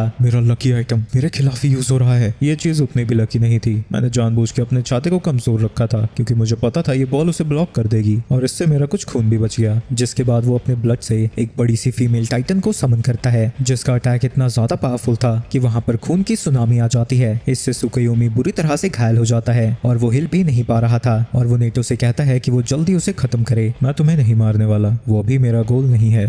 तुम वही डीमन हो ना जिसने एक रात में 100 मोमोटारो को मारा था। पर लगता है तुम सच ही कह रहे हो। जब हमें सुबाकिरी का शरीर मिला था उसके पूरे शरीर पर चोटों के निशान थे, लेकिन मौत की वजह उसके दिल में घोपा हुआ चाकू का निशान था। लगता है तुमने ही उसे मारा होगा, वरना उसकी मौत तड़प तड़प कर होती। और शायद इसलिए भी क्योंकि तुम नहीं चाहते थे कि उसकी मौत की वजह तुम्हारा स्टूडेंट शिकी बने। तुम पहले से काफी दरिया दिल हो चुके हो, लेकिन अगर तुम मुझे जिंदा छोड़ते हो तो मैं तुमसे फिर से लड़ूंगा और अगली बार तुम शायद ना जीतो। लेकिन नेटो उसकी बातों पर ज्यादा ध्यान नहीं देता और वहां से चला जाता है। दूसरी तरफ मोमोटारो के लोग उस हाइड आउट में पहुंचते हैं जहां पर उसाकू बेहोश होने होने के बावजूद भी खड़ा था और बड़बड़ाए जा रहा था कि लड़ाई अभी खत्म नहीं हुई है। तो बाकी सब उसे उठाकर मेडिकल टीम के पास ले जाने लगते हैं। दूसरी तरफ जिन अभी तक शिन्या के पीछे भाग रहा है। वो जानबूझकर अंधेरी गलियों में भाग रहा है क्योंकि अगर उसके सीनियर्स ने उसे ऐसा भागता हुआ देख लिया तो उसे डिमोट कर दिया जाएगा। वो सीढ़ियों से होता हुआ छत के ऊपर भागने लगता है, लेकिन जिन अभी भी उसका पीछा कर रहा था। पर जैसे ही वो जंप करने वाला था, शिन्या अपनी पावर्स का यूज करता है और उसे चीजें अपने नजरिए से दिखाता है, जिसकी वजह से वो ढंग से जंप नहीं कर पाता। शिन्या को लगता है कि वो अपनी पावर्स का यूज करके जिन से बच सकता है, पर अब उसकी आंखें जलने लगी थी और शिन्या ने किसी तरह नीचे गिरने से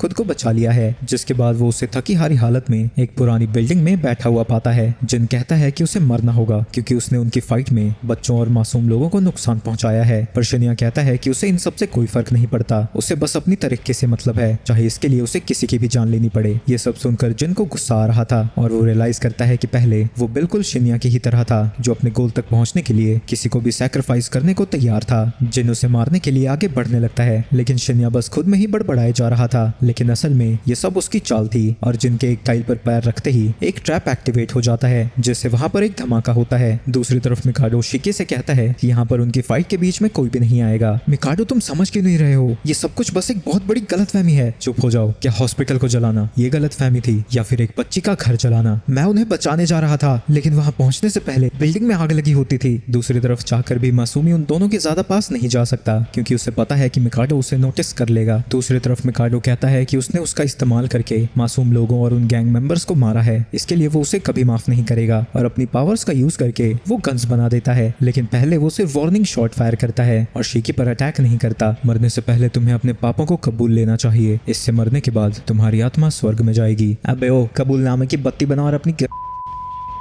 मैंने कुछ किया ही नहीं है तो मानू क्या बे? लेकिन ये सुन के मिकाडो उसके ऊपर अटैक करने लगता है, लेकिन शिकी किसी तरह उसकी गोलियों से बचकर भाग रहा था। मिकाडो को अपनी जगह से हिलना भी नहीं पड़ता क्योंकि उसकी गन्स ऑटोमेटिकली शिकी की तरफ घूम जाती हैं। शिकी बिल्डिंग के साइड में जाकर छुप जाता है और अब उसे लगने लगता है कि शायद मिकाडो उसकी बात नहीं समझने वाला। जब हम उस रात मिले थे, क्या तुम तब से ही जानते हो कि मैं मोमोटारो हूँ? लेकिन शिकी मना कर देता है, पर मिकाडो कहता है कि उसकी किसी बात पर भी अब वो यकीन नहीं कर सकता और शिकी समझ जाता है अब बात करने का कोई फायदा नहीं है और वो उससे लड़ने के लिए उसके सामने पहुंच जाता है और मिकाडो से लड़ने के लिए अपने ब्लड को राइफल की शेप में बना लेता है। दूसरी तरफ शिन्या हंस रहा था क्योंकि इतनी घटिया एक्टिंग भी जिन को समझ नहीं आई, लेकिन उसे पता है कि अगर वो उसे मारने जाएगा तो उसी की मौत हो जाएगी क्योंकि वो धमाका सिर्फ उसके पैर उड़ाने जितना ही ताकतवर था। पर जैसे ही वो बाहर जाने लगता है, जिन उसके ऊपर अटैक कर देता है, जिससे शिन्या की सांस की नली भी कट जाती है। उसे समझ नहीं आता कि जिन उस धमाके से कैसे बच गया, लेकिन जैसे ही उसकी नजर नीचे गिरे हुए खून पर जाती है, उसे अपना जवाब मिल जाता है, तुमने मासूम लोगों को अपनी घटिया लड़ाई में इन्वॉल्व किया, इसलिए तुम्हारी मौत भी इसी तरह तड़प तड़प कर होनी चाहिए। शिन्या सोचने लगता है कि वो अभी नहीं मर सकता, उसने तो अभी कुछ अचीव भी नहीं किया है, लेकिन धीरे धीरे उसकी आंखों के सामने अंधेरा छाने लगता है। वो कहता है कि इंसान के पैदा होते ही उन्हें कुछ चीजें मिलती हैं जिन्हें वो चाहकर भी नहीं बदल सकते। जिन्हें अच्छी चीजें मिलती हैं वो जिंदगी में तरक्की करते जाते हैं, लेकिन जो लोग शिन्या की तरह होते हैं वो सिर्फ उन लोगों को आगे बढ़ता हुआ देख सकते हैं। वो याद करता है कि जो लोग उसके बाद भी आए वो उससे कितने आगे निकल गए, लेकिन वो बस उन्हें पीछे खड़ा देखता रहा। तो उसने दिन रात रिसर्च और ट्रेनिंग की और अपनी एबिलिटी को इतना आगे बढ़ाया कि फाइनली वो प्रमोट हो सके। लेकिन तब जाकर उसे पता लगा कि उसकी भी एक लिमिट है और वो इससे आगे नहीं बढ़ सकता।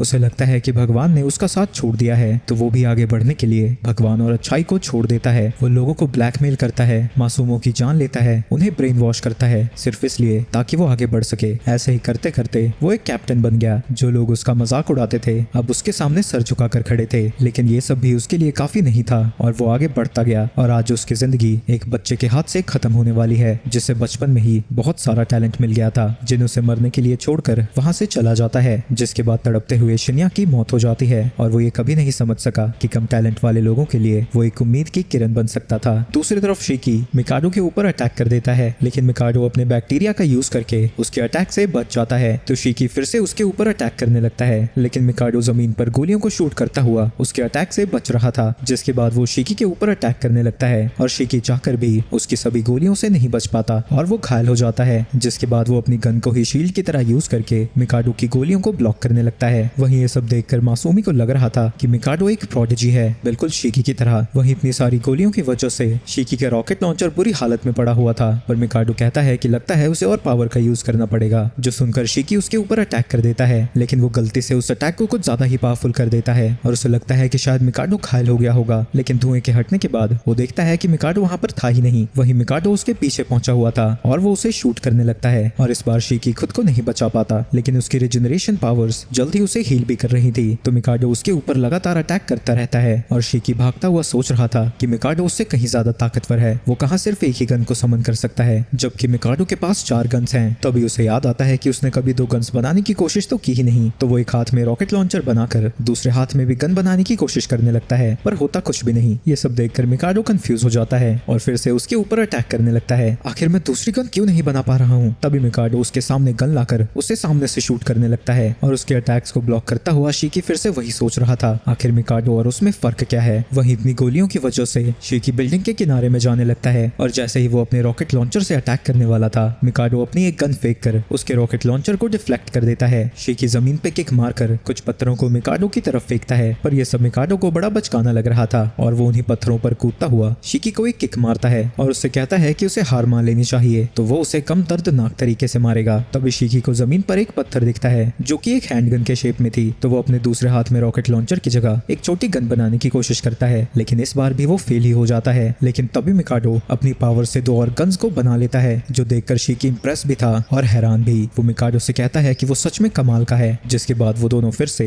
एक दूसरे पर अटैक करने के लिए तैयार हो जाते हैं। वो गधा सोच क्या रहा है, मल्टीपल वेपन्स को कंट्रोल करना बिल्कुल आसान नहीं होता। ये बिल्कुल वैसा ही है जब राइट हैंडर अपने लेफ्ट हैंड से लिखता है। अगर तुम मल्टीपल वेपन्स को कंट्रोल करना चाहते हो तो तुम्हें पहले अपने हाथों में उन्हें कंट्रोल करना होगा, फिर जाकर उसे ब्लड से कंट्रोल कर पाओगे। इसके बाद भी इसमें बहुत ज्यादा फोकस और इमेजिनेशन लगती है। लेकिन मिकाडो तो 6 गन्स को कंट्रोल कर पा रहा है, मैं तो सोच भी नहीं सकता कि उसकी मेंटल कैपेसिटी क्या होगी। लेकिन शीकी का तो IQ ही 0 है, वो उसके जैसे जीनियस को कॉपी करने की कोशिश करेगा तो उसकी मौत पक्की है। तभी उस छत पर एक धमाका होता है जिससे शीकी अपने हाथ को महसूस नहीं कर पा रहा था। लगता है उसकी रिजनरेशन अपने लिमिट तक पहुंच चुकी है, मुझे कुछ करना होगा, मैं ऐसे नहीं जीत पाऊंगा। लेकिन तभी मिकाडो उसके मुंह पर अटैक कर देता है। मैंने तुमसे पहले ही कहा था तुम मुझसे नहीं जीत सकते। वही मरता हुआ भी शीकी सोच रहा था कि काश वो मिकाडो जैसा होता, क्योंकि तब उसकी हालत इतनी घटिया ना होती। मे जैसे बच्चों के माँ बाप जिंदा होते और शायद उसके पिता भी उसे बचाते हुए ना मरते। तभी वो सोचने लगता है कि उसे बस ताकतवर बनना होगा, बिल्कुल मिकाडो की तरह। उसकी किशन की पावर अवेकन हो जाती है जो कि उसके दिल को बचाते हुए उस गोली को पिघला देती है। मुझे मिकाडो जितना नहीं, उससे भी ताकतवर बनना है। तो ये है असली ताकत एंकी की।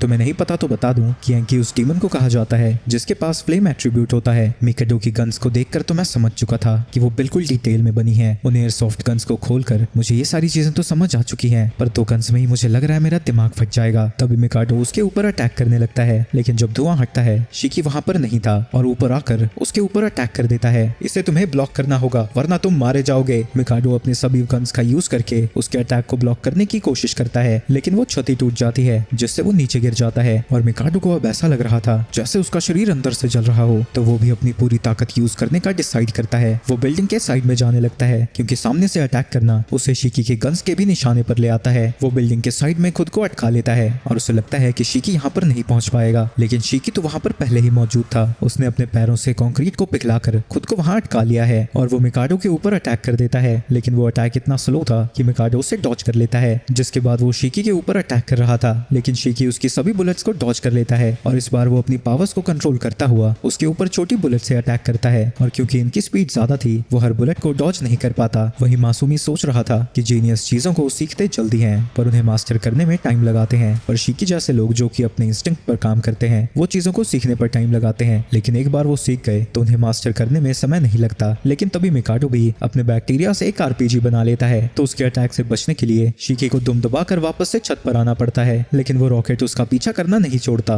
और वापस जाकर उससे टकरा जाता है। लेकिन मिकाडो जानता है कि शीकी इतने में तो नहीं मरने वाला, तभी शीकी उसके ऊपर अटैक कर देता है और जब उस बुलेट की वजह से उसका बैलेंस बिगड़ा हुआ था वो उसे किक मारता है, पर इसकी वजह से शीकी खुद ही नीचे गिर रहा था। वो खुद को बचाने के लिए मिकाडो के RPG को पकड़ लेता है, लेकिन मिकाडो उसे झटक कर शीकी को नीचे गिरा देता है। तभी शीकी अपने गन्स को आयरन मैन के सूट की तरह यूज करने लगता है और उड़ता हुआ मिकाडो को लात मारता है और वो दोनों ही बिल्डिंग के अंदर चले जाते हैं, जहां अंदर बैठा हुआ शीकी स्माइल कर रहा था। मिकाडो ने आज तक किसी भी फाइट को अपने काम से ज्यादा कुछ नहीं समझा, लेकिन शीकी की वजह से उसे भी इस फाइट में मजा आने लगा है। जिसके बाद मिकाडो फिर से बिल्डिंग से बाहर निकलकर शीकी के ऊपर अटैक करने लगता है और वो दोनों जब आपस में लड़ रहे थे शीकी मन ही मन मिकाडो से कहता है कि जब वो उसके साथ लड़ रहा है उसे लगता है कि वो और ताकतवर बन सकता है और वो चाहता है कि मिकाडो भी उसके बारे में ऐसा ही सोचे। लेकिन तभी शीकी बर्ज़र्क मोड में चला जाता है और अब वो मिकाडो के लिए कहीं ज्यादा ताकतवर था। वो उसकी बुरी तरह से पिटाई करने लगता है और लात मारकर बिल्डिंग के एक साइड से दूसरी साइड में ले जाता है, लेकिन वो उसे नीचे गिरने नहीं देता और उसके पैर को पकड़कर बार बार बिल्डिंग के ऊपर पटकने लगता है और उसे उठाकर छत पर फेंक देता है। मिकाडो ने आज तक किसी भी डीमन को ऐसा करता हुआ नहीं देखा था और अब उसे शिकी से डर लगने लगता है। तभी शिकी उसके ऊपर अटैक कर देता है। मिकाडो अपनी गन्स को लाकर खुद को ज्यादा घायल होने से बचा लेता है, लेकिन उसकी हालत अब काफी बुरी थी, जिसके बाद शिकी उसके पास पहुंचकर उसे खत्म करने वाला था, लेकिन तभी उसके मुंह से खून गिरता है और शिकी ने थोड़ा बहुत कंट्रोल वापस पा लिया था। वो मिकाडो से कहता है कि वो उसे मार दे वरना वो उसकी जान ले लेगा। मिकाडो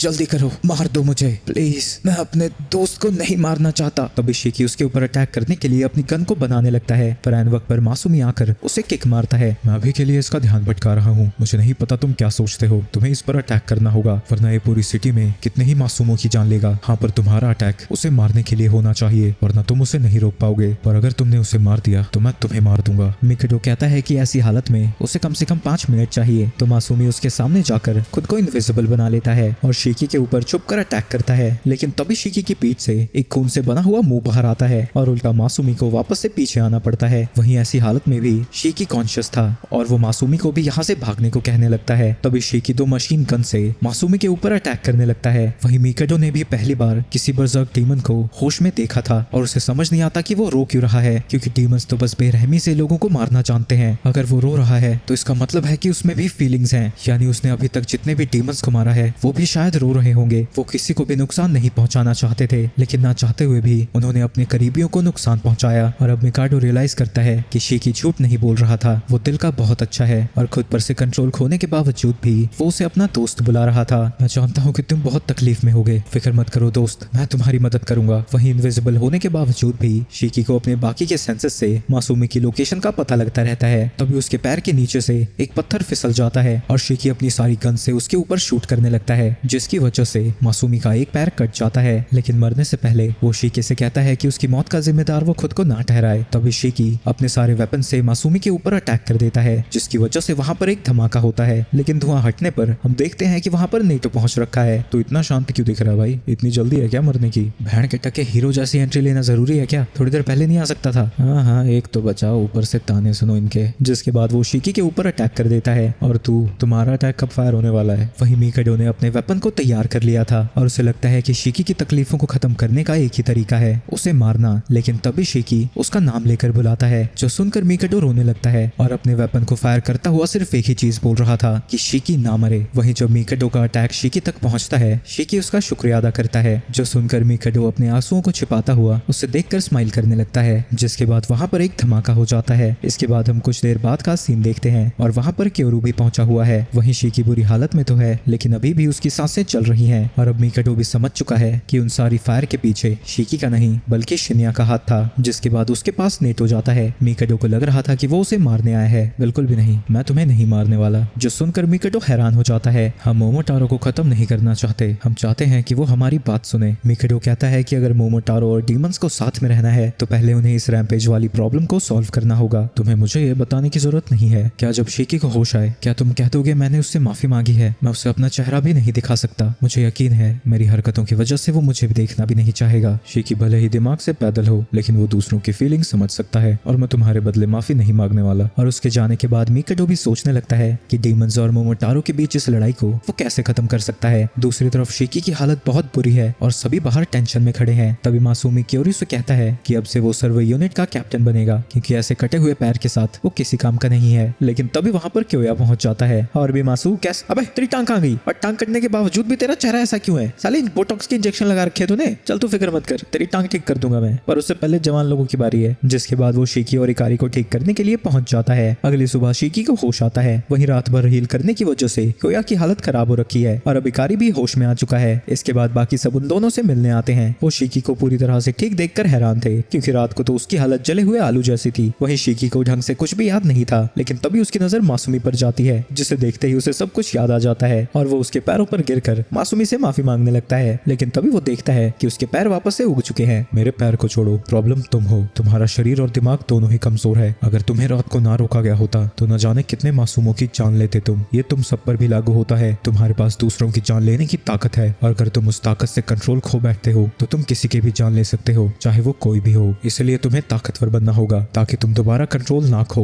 आगे क्योया उन्हें बताता है कि सभी ओनी का ओरिजिन किशन ही है और जिनके पास किशन का ब्लड होता है उसे चिल्ड्रन ऑफ किशन कहा जाता है। शुरुआत में सारे ओनी किशन के ही डिसेंडेंट्स थे। सारे ओनी की फैमिली ट्री किशन से ही शुरू हुई है। ऐसे ही कभी कभी ऐसे ओनी पैदा होते हैं जिनमें किशन की ताकतें होती हैं। कहा जाता है कि जब ओनी मुसीबत में होते हैं तब ऐसा होता है, लेकिन वो पक्के तौर पर नहीं जानते। किशन का खून 8 अलग अलग ताकतें देता है। शीकी के पास फायर ट्रेट है और वो एक फ्लेम ओनी है जिसे कि एंकी भी कहा जाता है। कहा जाता है कि चाइल्ड ऑफ किशन की ताकत बर्जर्क स्टेट से भी कहीं ज्यादा होती है, लेकिन शीकी कहता है कि बर्जर्क स्टेट में वो एंकी से कहीं ज्यादा ताकतवर महसूस कर रहा था। ऐसा इसलिए क्योंकि तुमने एंकी की सिर्फ 10% पावर का यूज किया है। अगर तुम पूरी ताकत यूज करना चाहते हो तो तुम्हें अपने दिमाग और शरीर दोनों को ट्रेन करना होगा। साथ ही चाइल्ड ऑफ किशन होने की वजह से तुम्हारी रिजनरेटिव एबिलिटी बाकी ओनी से कहीं ज्यादा है। लेकिन जितने भी चाइल्ड ऑफ किशन पैदा हुए हैं उनकी मौत काफी जल्दी हो गई है, क्योंकि जब भी तुम अपनी किशन की पावर का यूज करते हो तुम्हारी लाइफ स्पैन यूज होती है। अगर तुम उसका ज्यादा यूज करोगे तो शायद तुम्हारी मौत कुछ सालों में ही हो जाए। और मासूमी कहता है कि क्योंकि वो चाइल्ड ऑफ किशन है तो मोमोटारो भी उसके पीछे आएंगे, तो बार बार उसे अपनी पावर का यूज करना ही होगा। अरे यार, तो मुझे मारी क्यों नहीं देते? एक सेकंड, मैं यहाँ पर नंगू पुंगू आया था ना, मतलब सबने मेरा खानदानी खजाना देखा है। सभी लोग उसके ऊपर हंसने लगते हैं क्योंकि अब तक उसके वहां पर बाल ही नहीं उगे थे और वो बेचारा शर्म के मारे वहां से भाग जाता है। वहीं कोइना कुरो का खजाना देखना चाहती है और जूजी होमेर से कहता है कि उसके भी वहां पर बाल नहीं है, उसे चलेगा ना। वहीं जिन जानता था कि वो सारी चीजें बस एक नाटक थी और शीकी अकेला इस सदमे में है कि कुछ सालों में ही उसकी मौत होने वाली है। तभी जिन उसके पीछे पहुंच जाता है जिसकी वजह से वो डर जाता है। अबे तू डिप्रेस क्यों रखा है? तुझे बस ताकतवर बनना है ताकि तुझे किशन की पावर का यूज ना करना पड़े। है एक सेकंड, तुम मेरे से अच्छी अच्छी बातें करने आए हो? रात को वो सभी लोग वापस एकेडमी जाने के लिए तैयार थे और वहाँ उन्हें पता लगता है कि आज से क्योया रेसेट्सु एकेडमी का स्कूल डॉक्टर होगा। लेकिन मासूमी जानता है कि वो वहाँ पर शीकी पर नजर रखने जा रहा है। तभी वहाँ पर मिकेडो पहुंच जाता है और क्योरू देखता है कि उसके अलावा यहाँ पर कोई और मोमोटारो नहीं है। शीकी हंसता हुआ उसे हाय बोलता है, लेकिन मिकेडो की इतनी हिम्मत नहीं थी कि वो उससे आंखें भी मिला सके। जिसके बाद शीकी उसे डांट लगाने लगता है, मैं भले ही बर्जर्क चला गया था लेकिन ये सारी गलती तुम्हारी है। अगर तुम्हारा कबूतर जैसा दिमाग ना होता तो तुम्हें सारी चीजें समझ आ रही होती, यहाँ तक कि तुमने मेरी एक बात भी नहीं सुनी। ये सब सुनकर मिकेडो को लगने लगता है शायद उसके लिए माफी मांगना भी काफी नहीं होगा। लेकिन तभी शीकी कहता है कि उस हालत में भी उसे उसकी आवाज सुनाई दे रही थी,